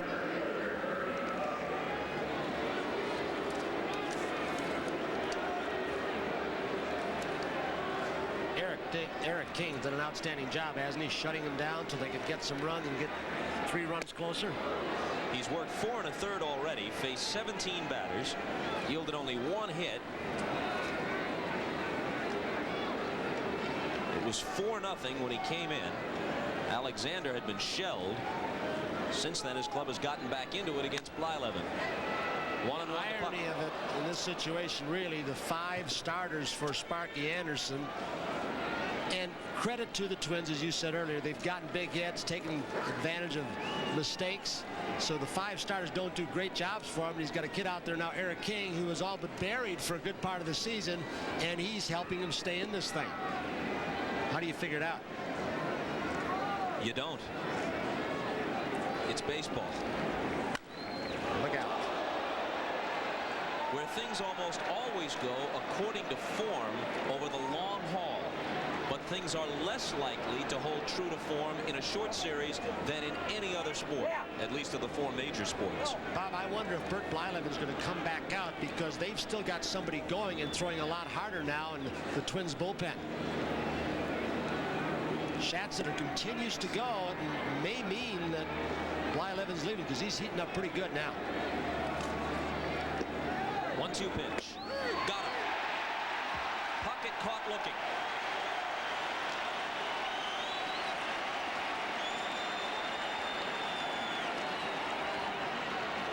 Kirby off the plate. Mike Riley says, One of those pitches just barely above the belt that is the book strike that some umpires won't give you, but it's a good call. And there's a base hit for Herbeck as he goes to the opposite field. He's now 2 for 19 in the series. His earlier hit, which was a homer, went to left center.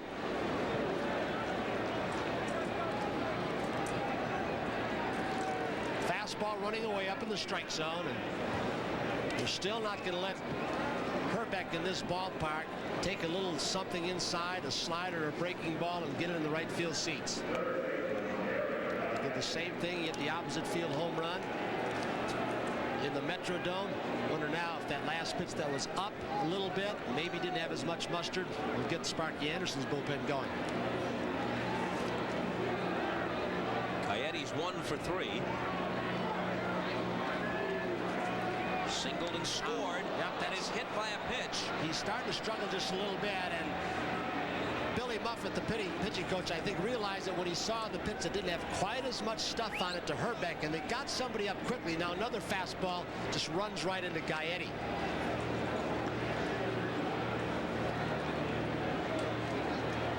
We're going to have to add up how many hit batters we've had in this series. Billy Muffett, the pitching coach, to the mound with not so much of as a hint of a beanball war, not at all, but we've had a lot of guys hit by pitches. Well, after Gladden was hit, Mike Henneman gets up now, and Billy Muffett just going out to buy some time, trying stall so he can get really loosened up on this cool day. But when Gladden was hit, Viola very quickly, the first hitter that he faced, he threw one close to him. So just a couple of calling cards, but nothing serious to this point. Do we have somebody adding up the hit by pitches? You bet we do. Do you have it cataloged yet? Steve Horn will take care of it momentarily. The third question is, can you not do your own work?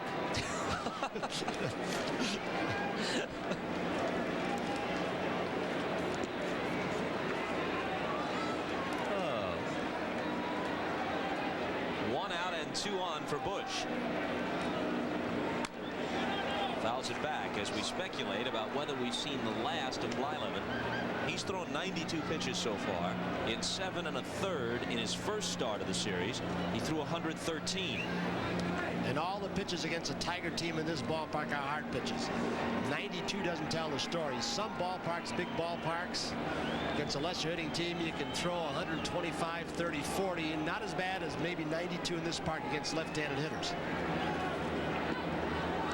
He's struggling now. Noakes can't find it, and the runner will move up from second to third. However, Gaetti goes nowhere at first, and he's really chewing himself out down there. He had to make sure, though. He had to make sure the runner in front of him was going, so he didn't run him off the bag. And then the ball really bounced off to Gaetti's side, where if Noakes comes up with it, he'd have a little bit of a shorter throw.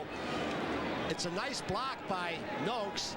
Scored a wild pitch. He couldn't find the baseball, but then Gaetti took a glance at the lead runner, and then he was gone. Leaves the double play in order. But a chance for the Twins to push across an insurance run here in the 7th. And this might be deep enough. He's tagging it first also. It will definitely score the run. Herbeck is chugging home. Gaetti just draws a throw. It's 5-3 Minnesota. On an opposite field single by Herbeck, a hit batter, a wild pitch, and a sacrifice fly. So a tiring Eric King overthrowing a breaking ball for the wild pitch. He's pitched so well. Ball got just far enough away from Noakes for the runner to get down to third base for the sac fly.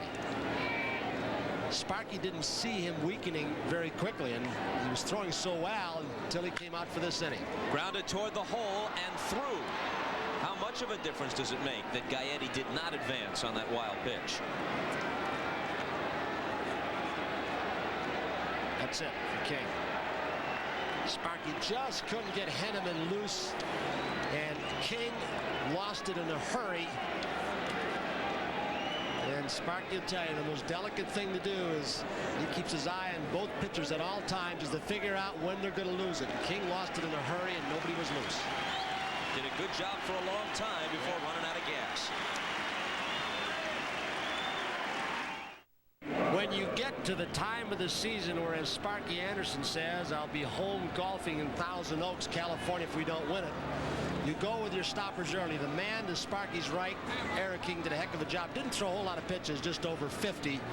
But he weakened. Sparky is going to use now the man who would be a stopper. But at this time of the season, when it could be over by tomorrow or later today, you go with a Henneman to do anything you can to shut the other team down. Sheridan's homer in Game 3 made Henneman the winning pitcher. Now trying to minimize the damage here in the Minnesota 7th with a run already home and a 5-3 Twins lead.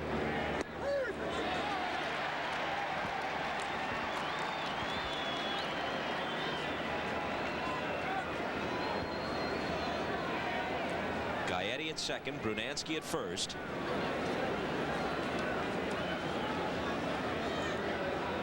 Started so peacefully, didn't, with Puckett striking out off King, and then all of a sudden the bounce here and a fastball that hits somebody and you're in trouble. And to answer your earlier question, there have been 8 batters hit by pitches in this series. That's the all-time LCS record for either league. In the area of extreme trivia, 4 batters hit today.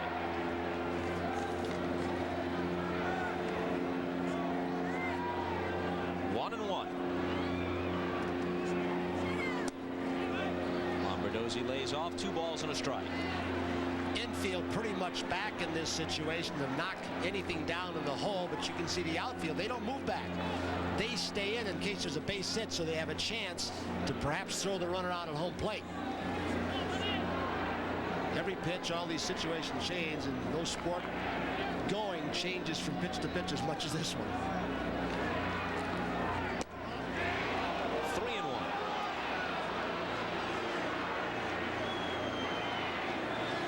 It's about the shallowest I've ever seen Chet Lemon play center field. He's usually way deep to protect over his head. He can do it with Lombardozzi, the 8th place hitter, up, of course. Hopefully, if he gets something, get hard enough on this very slow turf, and it's pretty soggy, to get a shot at the man at home plate, Gaetti.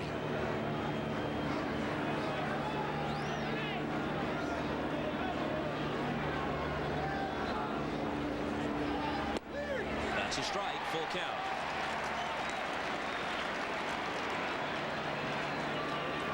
So the runners will be going, of course.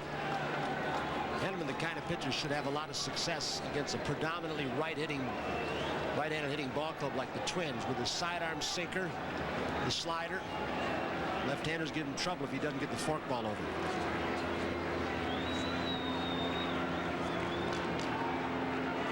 There they go, and here it comes. He went around, and he's a strikeout victim on the forkball.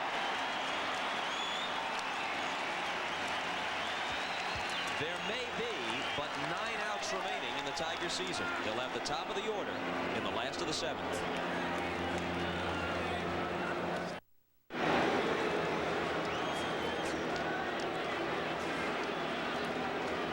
Bert Blyleven goes 6. Tom Kelly gets him out of there. In comes the only left-hander he has available in the bullpen, Dan Schatzeder, who was very effective on Saturday, working 3 1/3.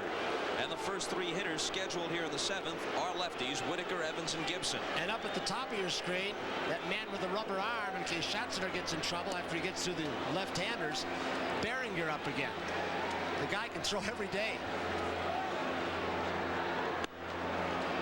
It would be pouring salt in the wounds if Behringer should finish it. From a Tiger perspective, bad enough to lose, but to have to put up with his antics. Hits softly down the left field line. It's a long run for Gladden, but he gets there. Bobby, it's either over tomorrow or there's an off day, so Tom Kelly could pitch Behringer and maybe even come back with Reardon for an inning if he needs it, because they've got tomorrow off. If Detroit can come back and win it. Of course, if you're a Twins fan, you'd really savor it with Behringer out on the mound as the possible closer. Savor what is shaping up as a nearly unbelievable upset. Not just that they're doing it, but unless the Tigers rally, that it will be accomplished so easily. Evans. Easily, with the games we've had to this point.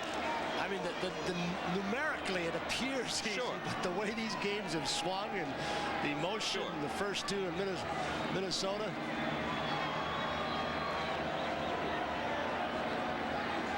There have been some guys in uniform, their guts are just turning over throughout this series, whether they're way ahead or way behind. That's really divisional play. I mean, or rather, big championship series play, the most intense baseball, unless it's to get here like Detroit and Toronto played the last 3 games right on the 162nd.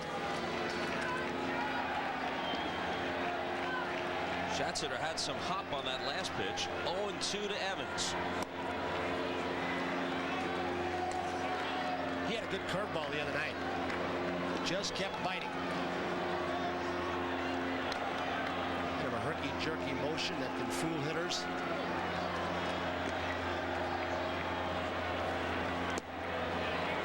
They want to check down at 3rd, but Derwood Merrill says no. Evans held up.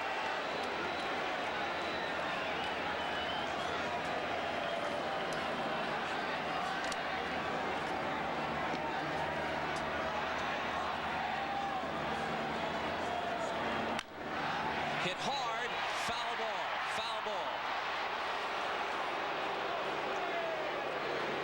Usually, if it's in fair territory, Herbeck's going to get it.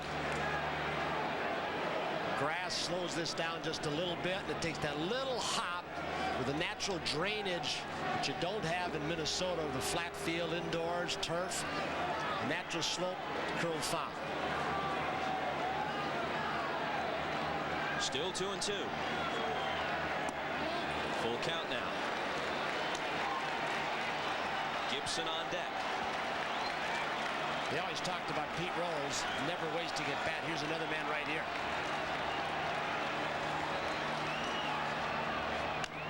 Got in on his fist, though. In foul ground, Herbeck wants it and has it. That running fastball that was too close for Evans to take.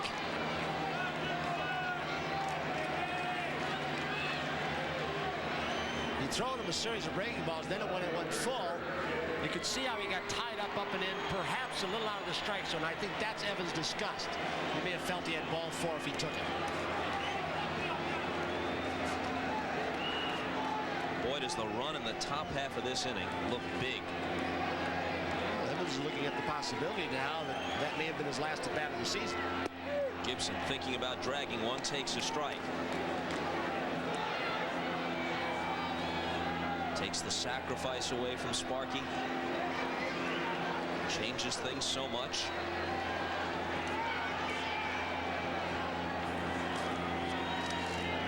He does drag this one. He can really scoot. Schatziner shovels it with the glove hand and gets him at first base. A terrific play. That was. And Herbeck cheated a little bit. He may have gotten off the bag, but it was an awfully good play on both ends, especially Schatziner's.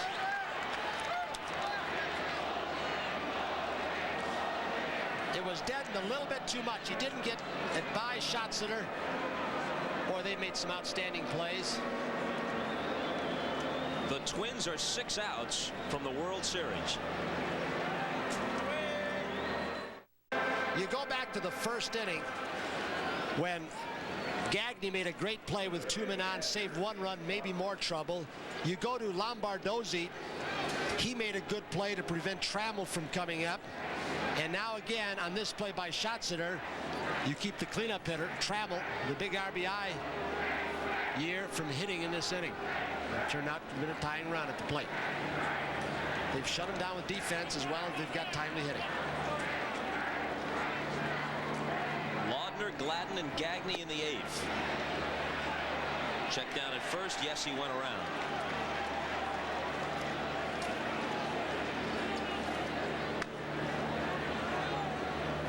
In the 1 dugout, Sparky Anderson, winner of 7 division championships, 5 pennants, gunning for a 6th, 3 world titles, 2 in Cincinnati, 1 here in '84. In the other dugout, a rookie manager, Tom Kelly, replaced Ray Miller in September of '86. They didn't know for sure if they'd even re-sign him for this year. Fry and Torrey and Altabelli's names were thrown around. 2 strikes to Laudner. There's a lot of people who've contributed to this ball club. Aside from Andy MacPhail, Ralph Falk, there's a little bit of Billy Gardner left, who managed this ball club, that Tom Kelly coached third for. Ray Miller taught a lot of the pitchers some things. Expert in that area.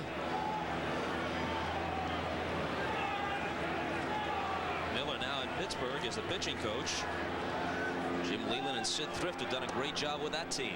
Remember a couple of years ago when Lou Brock was hired by Ray Miller to come in spring training, teach base running and base stealing. Rick Rennick has taken advantage of some of the things that Brock taught some of these Twins players, how to run the bases, and he's made them aggressive.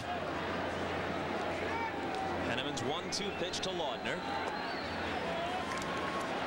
You know, earlier in the series we remarked that Bill LaJoy of the Tigers and Al Rosen of the Giants would appear to be the odds-on choices as executives of the year, and I believe it will turn out that way because of the in-season acquisitions that turned the tide for their respective clubs. But Andy MacPhail of the Twins will get a lot of support. At 34, the youngest GM in the game, he's the guy who pushed for Kelly in the offseason. Laudner goes down swinging. He said he's the guy we should have. He's the choice of the players. So first he got that done. Then he went out and he got Reardon and Berenguer and Gladden to give them a leadoff man, and Newman to give Kelly some maneuverability off the bench. Andy MacPhail has done a whale of a job. You think he's got a pretty good pedigree? Oh, yeah. Larry MacPhail, his grandpa, put lights in, taught him a lot.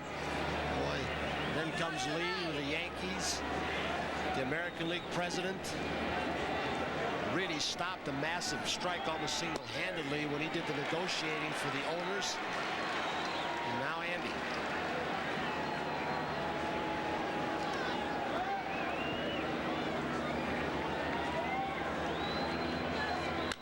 Gladden hits the 1-strike pitch into left center field and deep. Gibson goes back along with Lemon, and it bounces against the fence. Gladden will have a double with 1 out here in the top half of the 8th. He's made a lot of more than subtle contributions with that feistiness, and that's one of the things they wanted from him. You get Gagne for stability, you get the humor of some of the players. You end up taking the swagger and the cockiness of a Gladden along with you in your leadoff spot, and you put all those components together and you get a pretty decent chemistry with this team.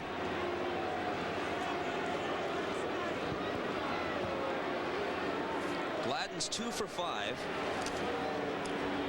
And he's at second with 1 out as Muffet visits the mound. Mark Thurman's been throwing for the last 5 or 6 minutes.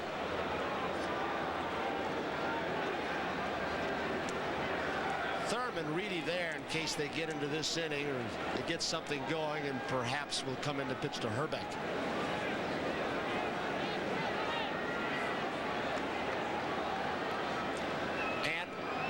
One of the things I'm sure he said to just talk over the scouting report is do not get in the pattern where you take your eye off Gladden with one out, because he will steal third base. I'm sure that's one of the things he let the rookie pitcher Henneman know about. Gagne has 3 extra base hits in the last 2 games, 2 doubles and a homer. Actually, go back to Saturday, he also hit 1 out in that game.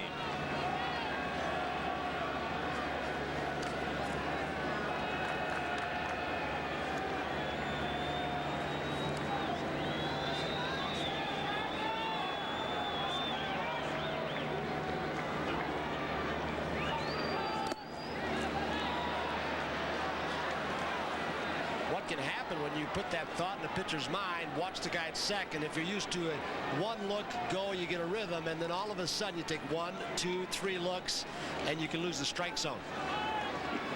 Thinking more about Gladden and that possibility than getting the hitter, the most important guy. The 2-0 pitch. Inside and low, 3-0. Puckett next.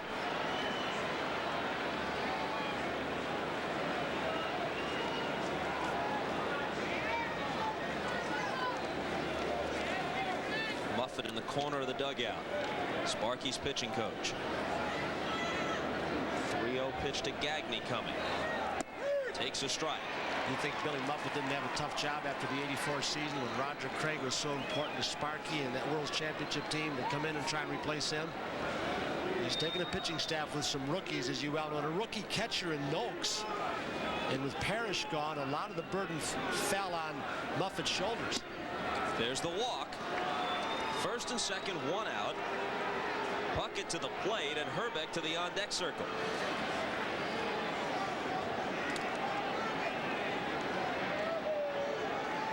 Kirby had 2 hits last night, a single and a homer. He's got 2 singles today, plus a stolen base.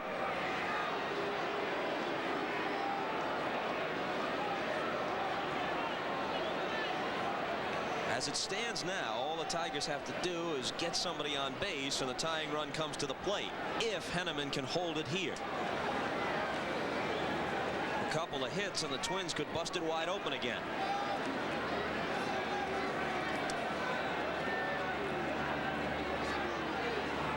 Strike 1 to Kirby.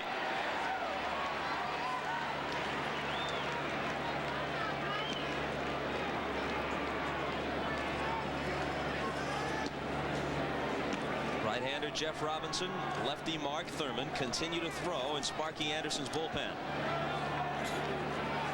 Henneman works 0-1. And he's ahead of Puckett quickly here.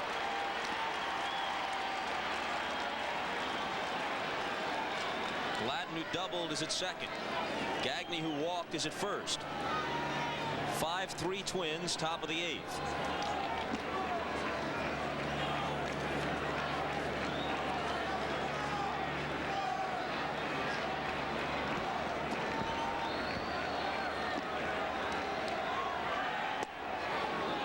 Two.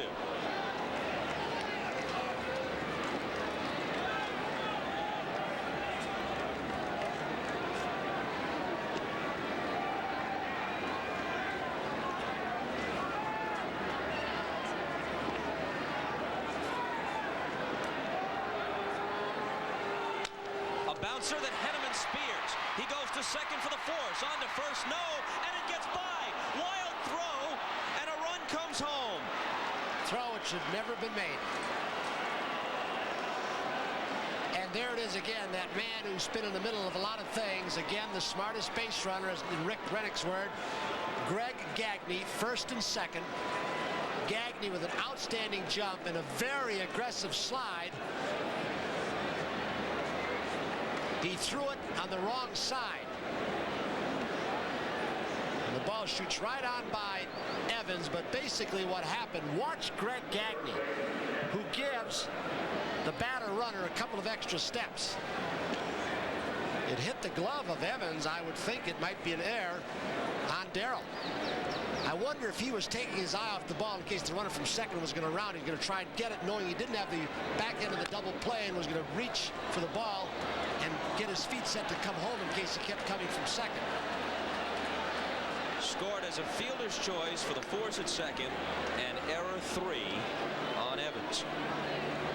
As you saw by the replay, Whitaker's throw was true.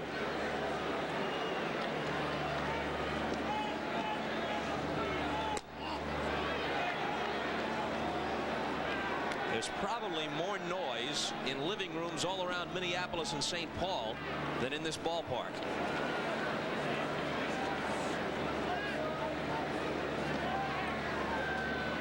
6-3 Minnesota.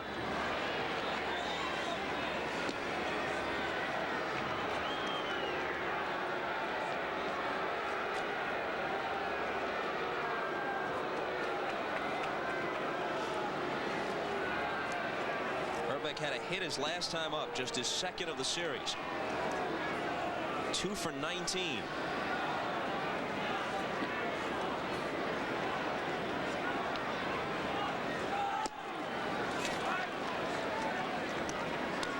Two balls and 2 strikes. 2 outs and Puckett at first. Every time the Twins have needed the hit, the pitch or something's gone wrong, they've gotten it, a pinch hit. Now they need a hard slide by Gagne.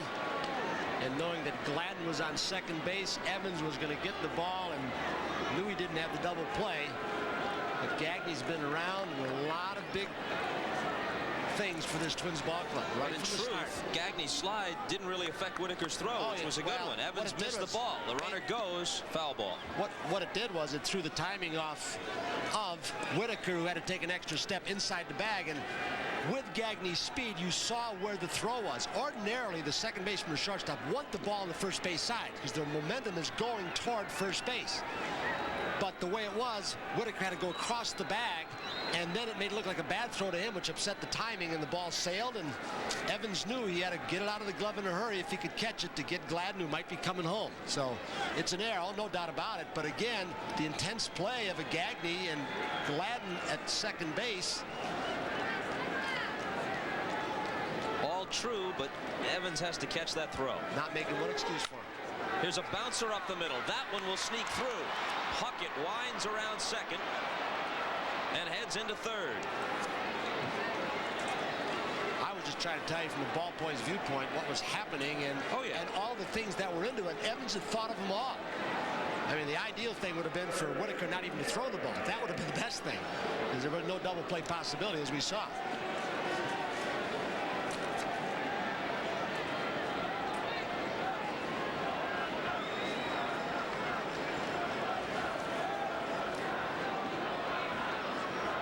It's Gaetti,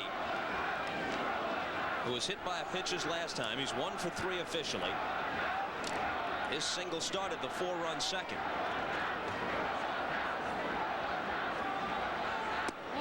That's a ball. The Twins got 4 in the second inning. The Tigers came back in the 4th and scored 3. But single runs in the 7th and the 8th have opened it up again for the Twins. And with 2 of the first 3 hitters for Sparky Anderson, Trammell, Noakes, and then Levin right-handed, we may not see Schatziner. Kelly may go to Berenguer.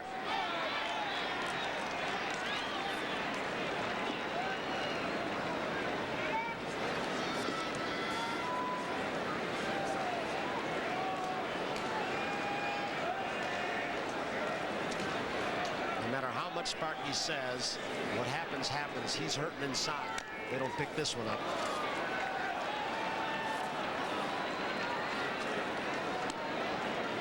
He said if there's one consolation within the next week, I'll go home if we don't win today, and I'll have my 3rd grandchild. Daughter expecting almost any day.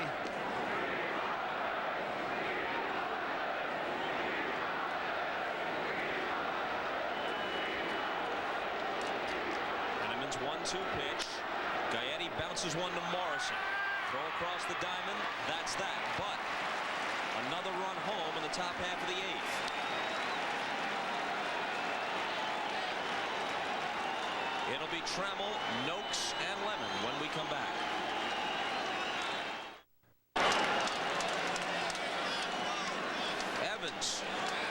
pick his teammates up, but no one has to tell the 40-year-old Evans, who's been around this game and known so much success, that the last couple of games he has not been able to get the job done, especially in the field. He made 2 errors last night at third base after they shifted him over. He made an error in this last inning at first. Berenguer is in.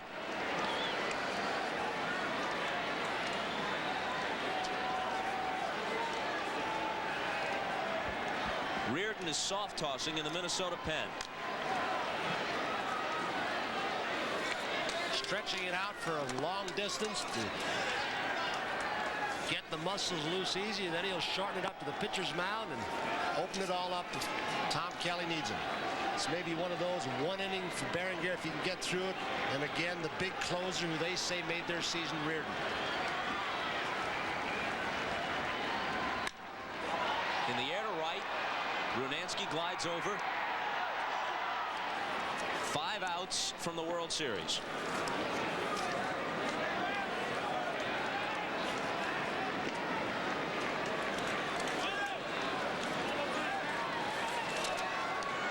Possible MVP season for Alan Trammell.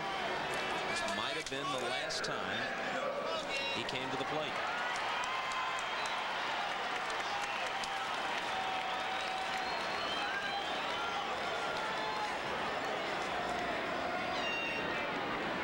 Noakes had the homer in the 4th. He takes a strike. The thing about Berenguer, when he does not have his real good fastball, he still has a little breaking ball in the forkball. 1-1 with Lemon on deck. Sparky would like some of his hitters to go up there and maybe work Berenguer, make him throw a little bit, work a base and balls or two, make him pitch from the stretch, push him out of the game, and maybe have Reardon go more than 1 inning.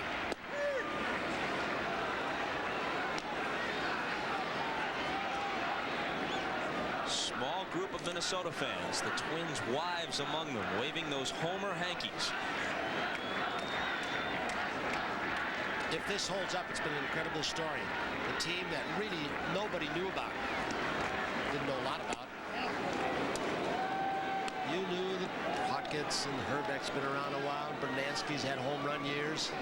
Of course, knew about Blyleven and Viola, but so many role players, whether it's Gagne, Gladden, Laudner with his throw, some of the guys off the bench. The Tigers beat the Twins 8 of 12 during the regular season, 4 of 6 both in Minnesota and here.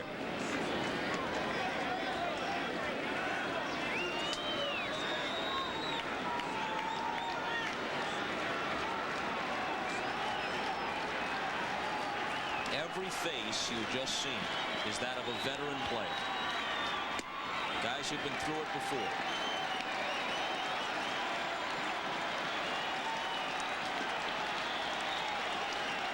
Most of the people in that dugout went through the championship season of 1984. An almost magical year for the Tigers and for their city. They may be a few minutes from the end of their 1987 season. And Reardon at this point is heated up to about full speed. He perhaps has let Rick Stelmazik know that if you need me for more than 1 inning, I can go, because he was throwing very hard just a moment ago. 3-2 pitch, and Noakes pops it into shallow left. Gagne and Gladden. Gladden comes in to make the catch. 4 outs from the World Series.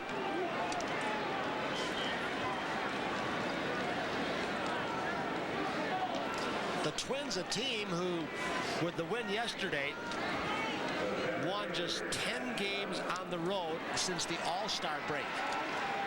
And if they could close out with 2 consecutive victories on the road, it makes it even more of an improbability, but it looks like it may happen.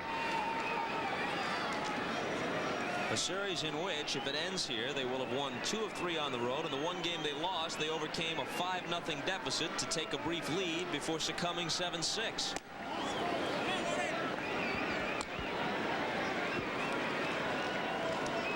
So in truth, there was scarcely a time when they weren't in control of the series. Don Baylor.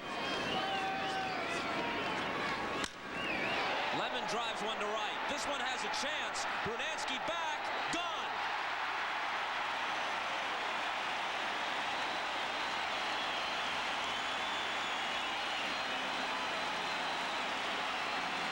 Second homer of the series for Chester.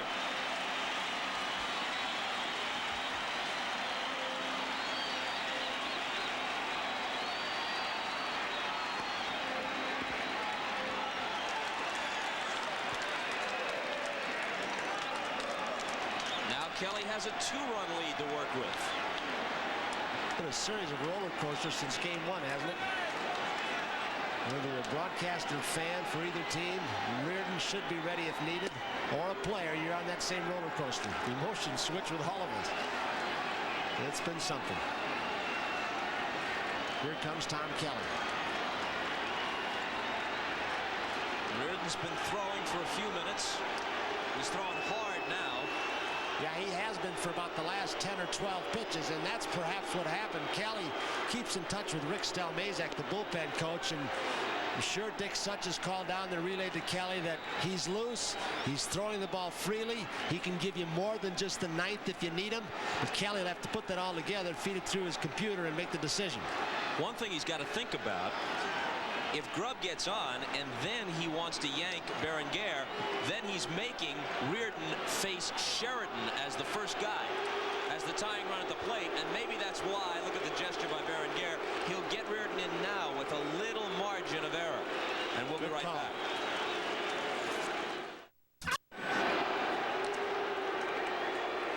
Responding to the derision directed toward him by the Detroit fans, Berenguer, ever the showman, doffs the cap. Well, they talk about Reardon being the most important component as Berenguer leaves, gets a few high fives. Yeah, you survived Detroit. But appropriate because Reardon coming on during the regular season, Bob, in the 85 wins, he was involved in almost 50%, just under that, with either wins or saves. He's already lost a game in the ALCS, won a game and saved one, and he's in, so he's been heavily involved of the first 3 of 4.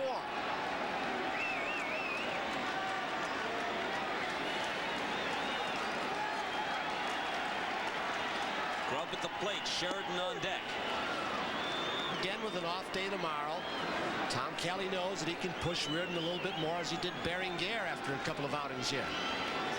2 outs here in the last of the 8th. Sheridan, the guy who burned Reardon for the game-winning homer on Saturday, could become the tying run at the plate.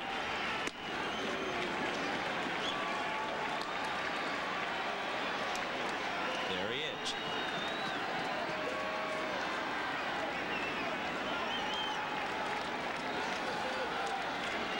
Two and 1. It bounces away and a pitch away from the walk.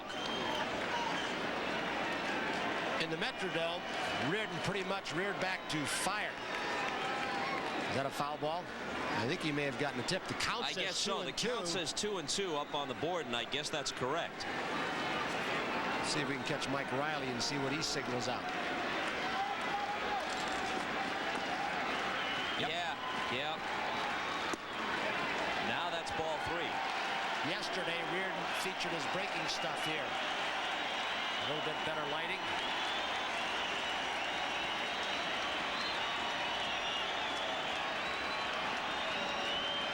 The 3-2 pitch.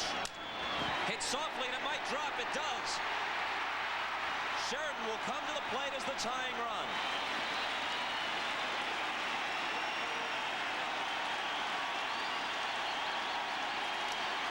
Well, Kelly wanted to make sure that Sheridan wasn't the first man Reardon faced, but he's got to go up against him anyway.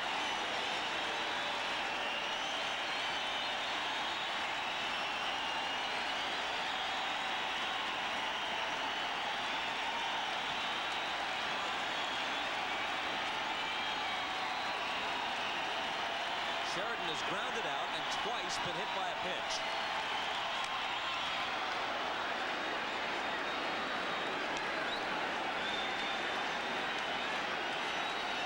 Now Herbeck at first base is going to move behind the runner and guard that line as Gaetti is at third.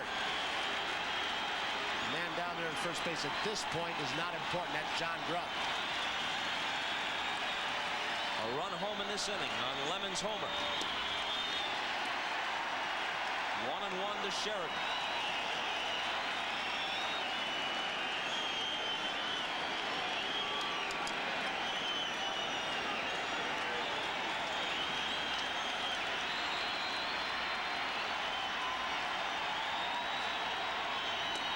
He skips away, and the ball goes to the backstop. Grubb to second.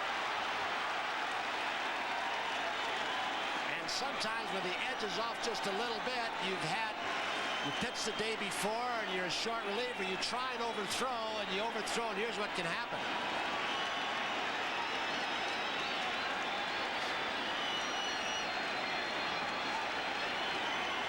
Reardon's going to come up with one more big fastball. It hit Riley on the instep and bounced the other way.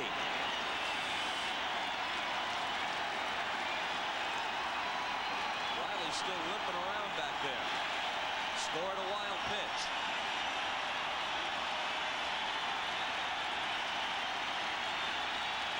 Reardon with a sign from Laudner. Sheridan awaits the 2-1. In there.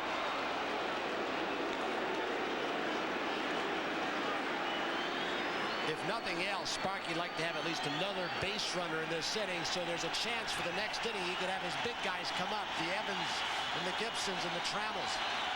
The 2-2 pitch. He laid off, and the count is full.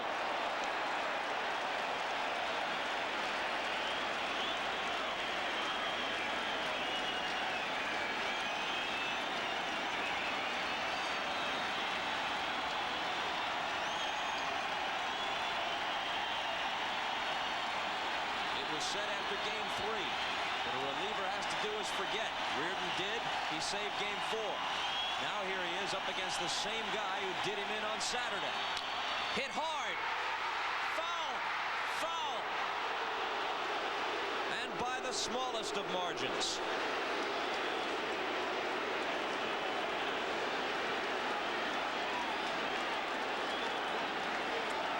Look at Herbeck, going to take the double away.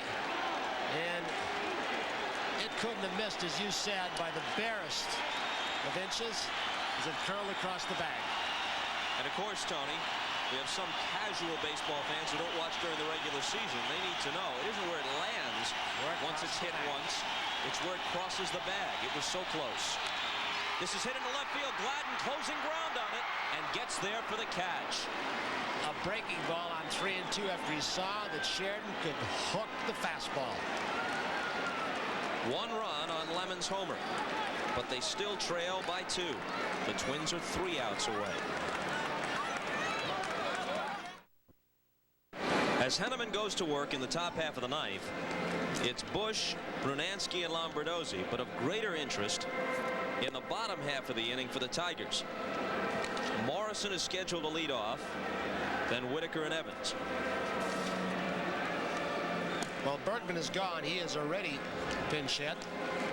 So that was the left-handed bat off the bench. You've got Madlock, Herndon, and Heath sitting there for Sparky Anderson. All right-handed batters.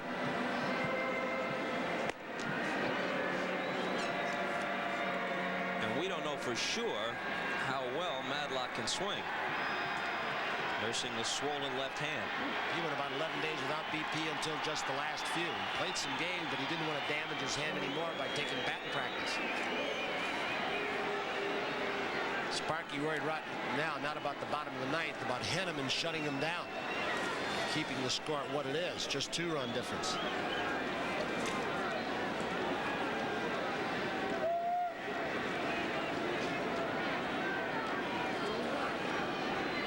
Tigers had an incredible last week to catch and then pass the Blue Jays at the wire. But they have run into a buzzsaw here in the LCS.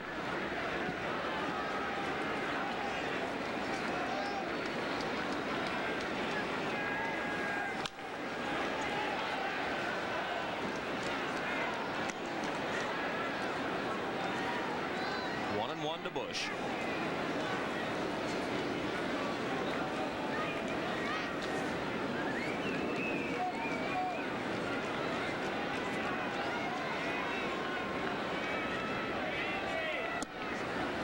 Andy has stood at the plate 4 times, but has only 1 official at bat. He's walked twice and had a sacrifice fly his last time up. 2-1 to him. Pop to the left side. Morrison over near the tarp. Wind has it.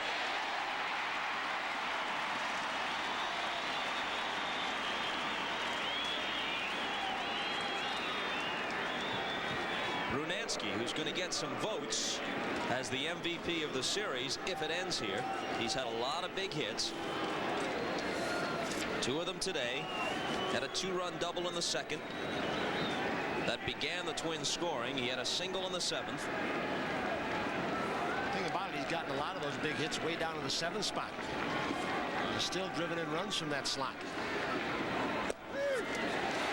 Takes a strike. The irony is the trophy for the American League Championship Series MVP is the Lee MacPhail Award. Lee's son Andy is the Twins GM. As it stands now, some Twins player is going to latch on to it. 0-2. Gaetti will get some votes. Reardon will get some votes if he can finish the Tigers off in the 9th.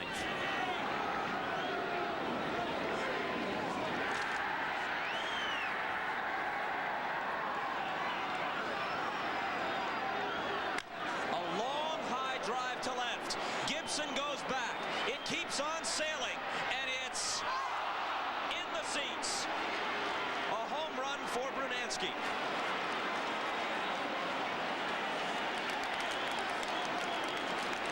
A ball that probably would have been in the upper deck except for the wind blowing in almost dead from left field. He really crunched that pitch, but it was so high the wind almost deadened it and kept it in the park.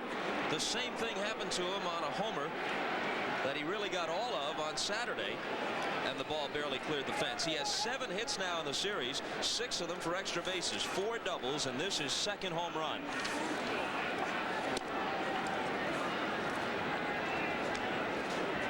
Seven for Minnesota.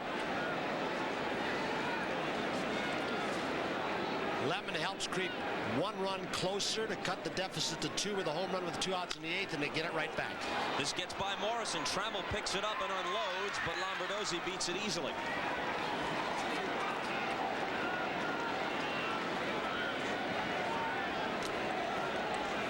Let's watch Gibson.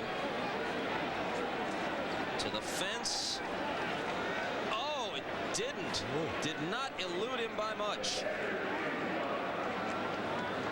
Looked like it might have hit the top of the fence. Yeah, it might have hit the metal pole there. Couldn't tell. Earlier in the season, Ivan Calderon of the White Sox climbed the fence, but it was a lower one that he could get a better trajectory and pull it out of the seats.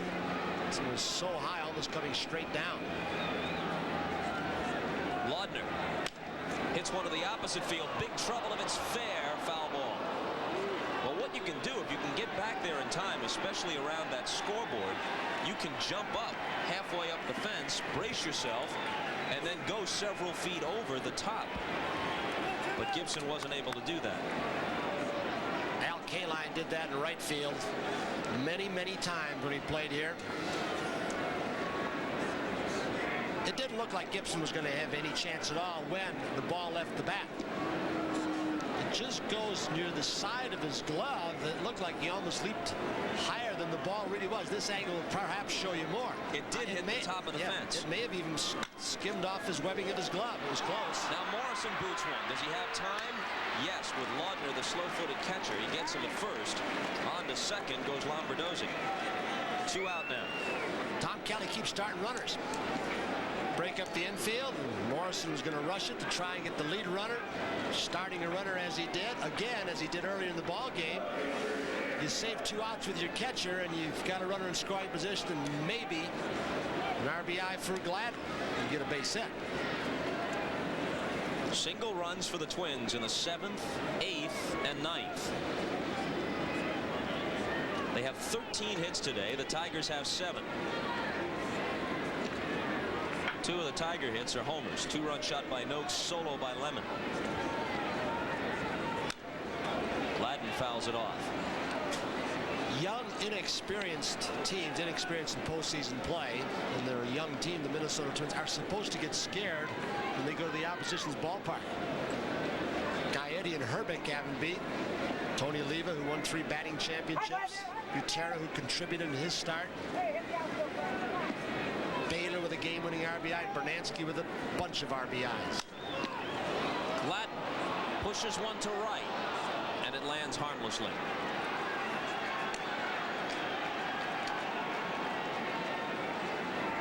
You know, we saw Gaetti. He admitted to us, very frankly, that in a game in 1984 at Cleveland, as a young player, he choked.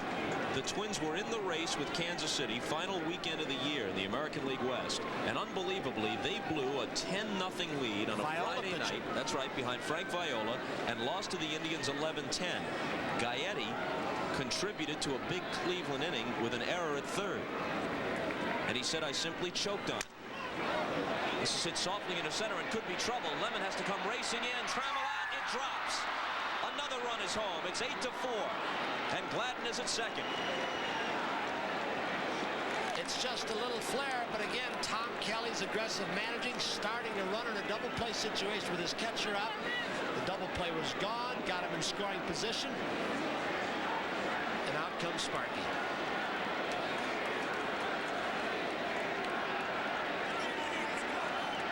He wants Jeff Robinson. Another rookie who's going to get his feet wet in postseason play. If there's not a day after tomorrow, perhaps there'll be a tomorrow next year in postseason play in the future where the experience will help Robinson.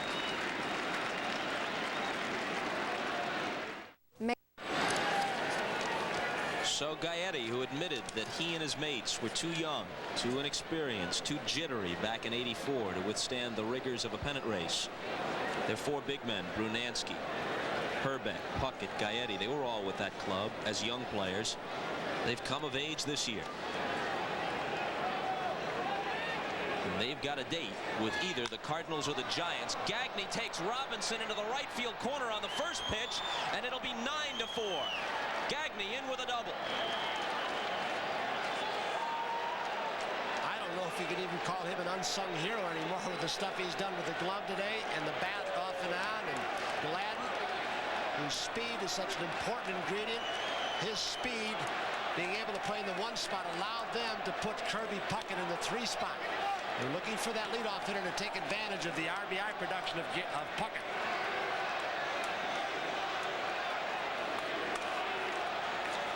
Gladden, who had 3 hits today, 2 of them doubles. Gagne on with a double. All 5 of his hits for extra bases. 3 doubles and 2 home runs in the series. Puckett fouls it off. And I guess it is very safe to say now that the Twins have a date with either the Cardinals or the Giants, barring the comeback of all comebacks in the last half of the 9th. Well, like they have most of the year, it's going to rest on Jeff Reardon's shoulders. But with lots of breathing room. You saw Don Baylor.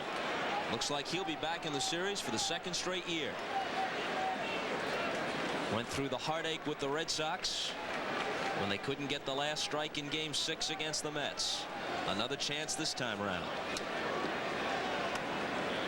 They got him more for his clubhouse influence, actually, than what he might produce with his bat. But he got the big hit off Hernandez that won Game 1.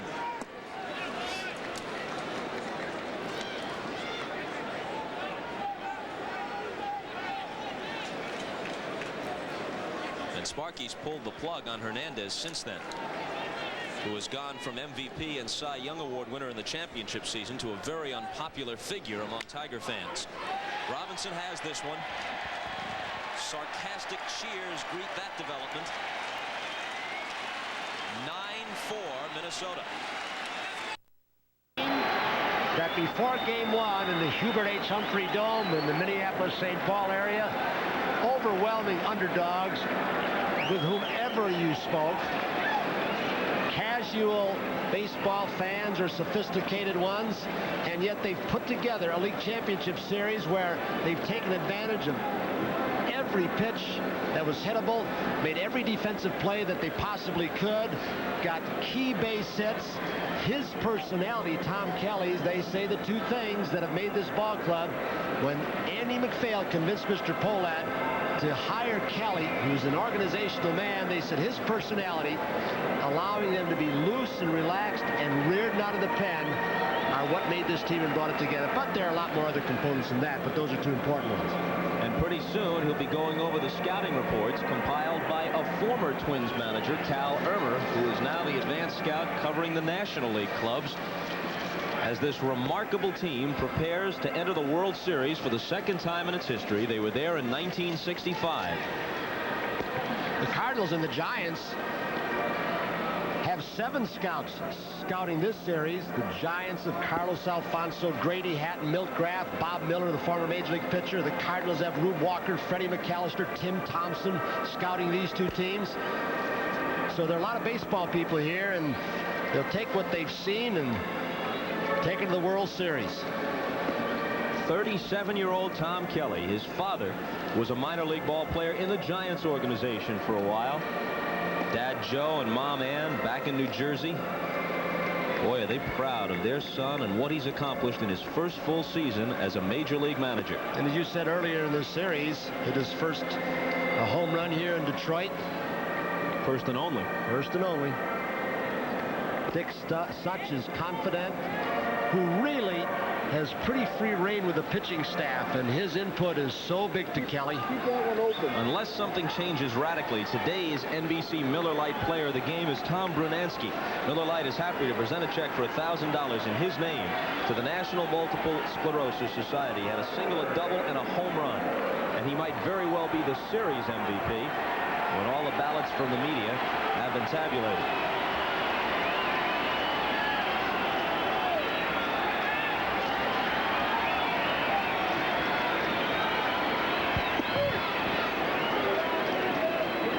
The Detroit Tigers won 98 during the regular season. They had the best record in baseball. They were odds on in this one, but it didn't turn out that way. Strike one to Morrison. 0-2. Sparky Anderson was talking before the series. He said, you know, every time I have won in postseason play, and that's a lot of playoffs with the Reds and the Tigers, 3 World Series championships, the opposing manager has never come to my clubhouse to congratulate me. But I've always made that walk when I've been on the losing side. 70 and 72 in the World Series against the Orioles and A's. Hit hard by Morrison. That's a leadoff hit.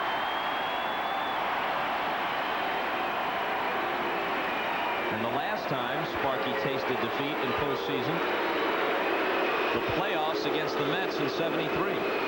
He said, I've made that walk 3 times to shake the hand of the winning manager. And it looks like you'll have to walk over to the other side to congratulate Tom Kelly today.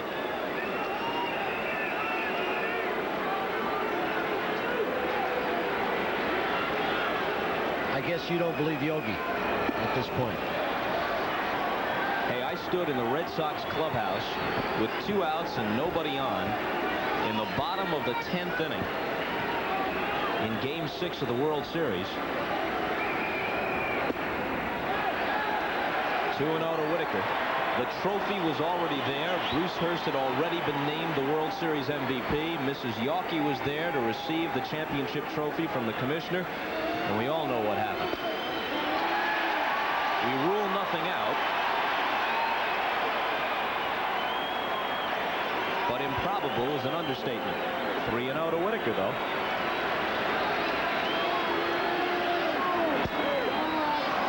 Strike one.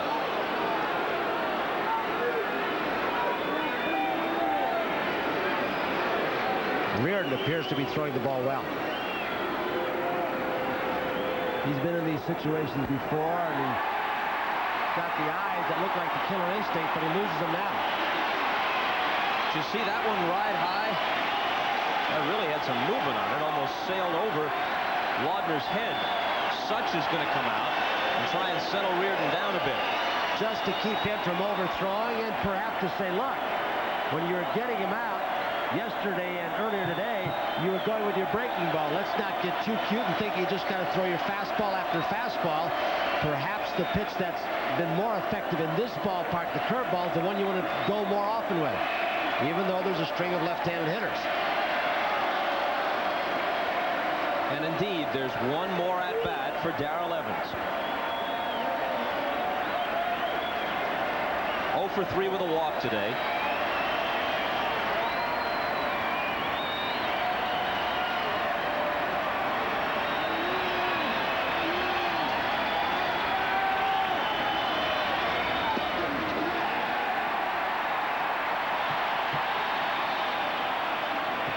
Before this ball game, he said, now we'll see if they can close us off. And he was philosophizing, but hoping he was a prophet and they wouldn't be able to.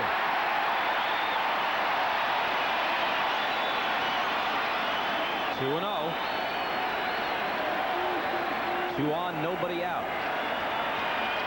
It was only 6-4 when the Twins batted in the top of this inning, but they got 3.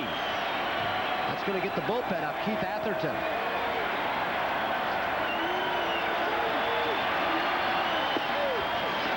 2-1.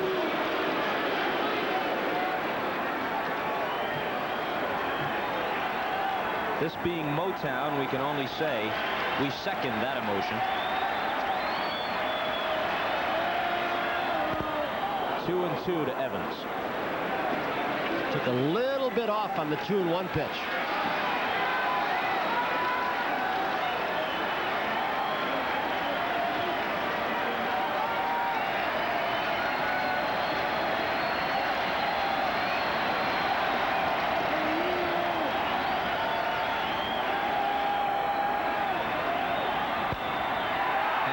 Into shallow right. Tosses his bat down dejectedly. Brunansky makes the catch.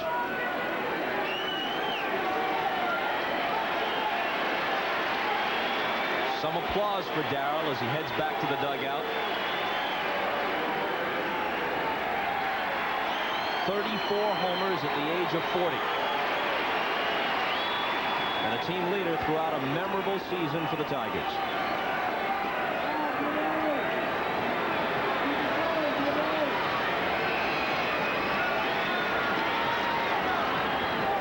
Gibson's 2 for 3 with a walk and a stolen base today.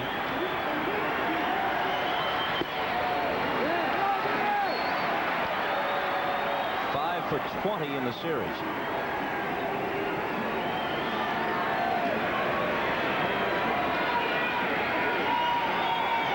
Trammell on deck. 1-1. Since Such went out and talked to him, he's not really roaring back, and Blyleven, looking for his second win, so you win 2 in the short series, he'll get MVP consideration, as will Gagne, I think. Hit hard but foul. But his delivery's a lot smoother now since Such talked to him. He's not really muscling up and just trying to throw the ball right through everything. Much more within himself since Such talked with him. Keep this in mind, the American League has home field advantage in the World Series. It'll open Saturday in Minnesota if the Twins hold on against the Tigers. There's just a terrific story developing if this holds up. Could be a hit. It's over Gaetti. Morrison comes home.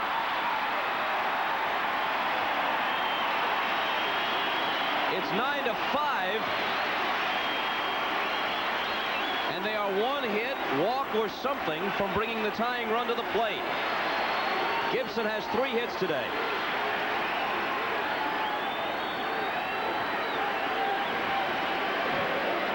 You've got power almost throughout the Tigers lineup. So it can strike anywhere and you can get an instant 2 or 3 runs. If Trammell can reach, you've got the power bat of Noakes waiting on deck. Reardon about ready to pull to the side of the road and raise the hood. Strike 1. There's a man when in Montreal had some big years for them and then had some tough times, and when his wife went out to the field, the fans booed. She left the field in tears, and now he's trying to close it out for the Twins after the trade. Hit hard and caught by Gagne. He's been all over the place, hasn't he? That was a smash. And as hard as it was hit, he still had to glide 2-3 steps to his left.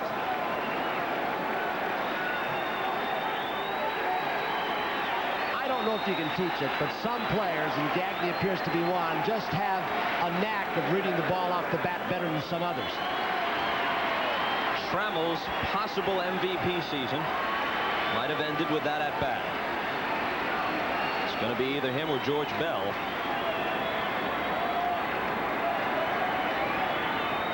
Noakes 1 for 4, a 4th inning homer off Blyleven.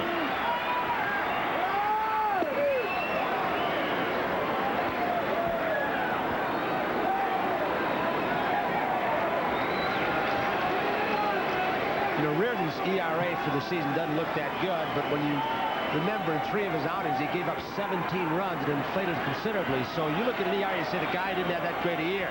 But that was only a few outings that ruined the ERA. Lemon on deck. The Twins are a strike away from the World Series. A World Series where 4 of the 7, if it went that far, could be at the Metrodome.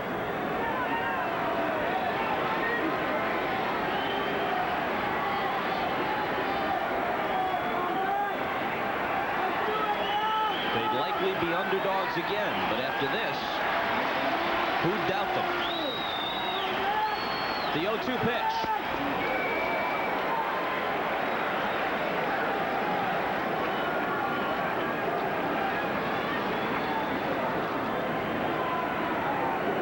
Berenguer and Schatzeder. Randy Bush. Joe Niekro. Sal Butera, Tony Oliva.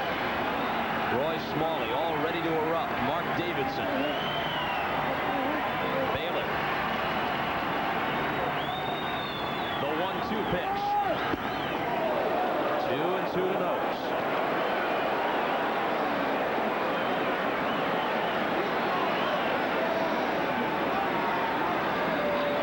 Some people had predicted a sweep for the Tigers. Or at most 5 games for them. They figured they'd win at least 1 there and split and come here, and Minnesota wouldn't have a chance with their poor road record. And it's been just a complete flip-flop that a lot of baseball minds thought was going to happen. Any pitch could be the last. Reardon has it. The Minnesota Twins are in the World Series.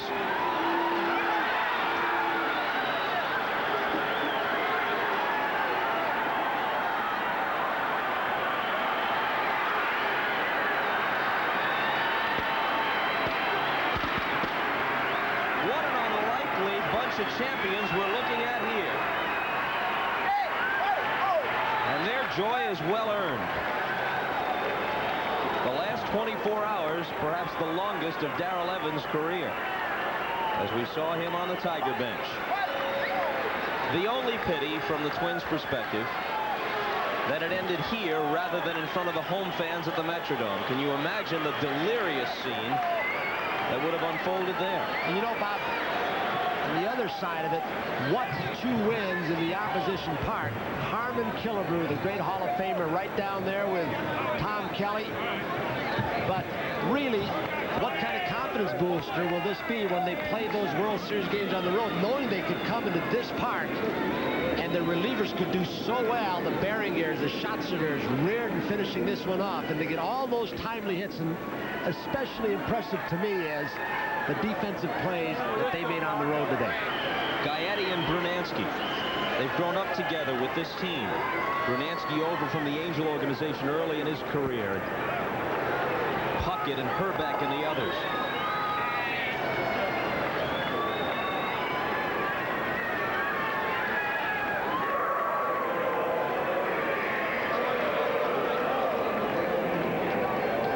You never feel good losing, but if there will be a bunch of gracious losers, you just saw a few in your picture. Some of the classes, players in all of sports, when you look at the Travels, the Evans, Sparky, it's obvious. One of baseball's best goodwill people, Don Baylor, who added so much, not just with the game-winning RBI that Bob told you about. Gaetti has been voted the MVP at this point of this really short series, and it's just an amazing, amazing thing. There's Mr. Carl Pohlad, who bought the ball club from Calvin Griffith. A lot of Calvin here. He brought a lot of these kids along with George Brophy, the farm director. It's just a terrific time for the Twins and for the Detroit Tigers. As Sparky said many times when they were winning these 4 ball games, they've just been a better team. Everything they've done has paid off for them. They've gotten the hits. And for Sparky, he knows that the strength of his team was the starting staff, and really they didn't get a good start. Or was it the Twins, in any of the 5 that they had in this series? And just to look ahead a bit, who's to say that the Cardinals won't win 2 at home from the Giants? That's very possible. But if the Giants prevail, can you imagine a more extreme set of home field advantages than the Metrodome and Candlestick Park? Some of those still in uniform. Chris Patero, who was a former Tiger. Remember Sparky a couple of years ago said, Patero going to be my second baseman. Mike Smith's in there, who wanted to come along for the ride even though he was not eligible. Joe Niekro, who didn't pitch at all. There's Frank Viola.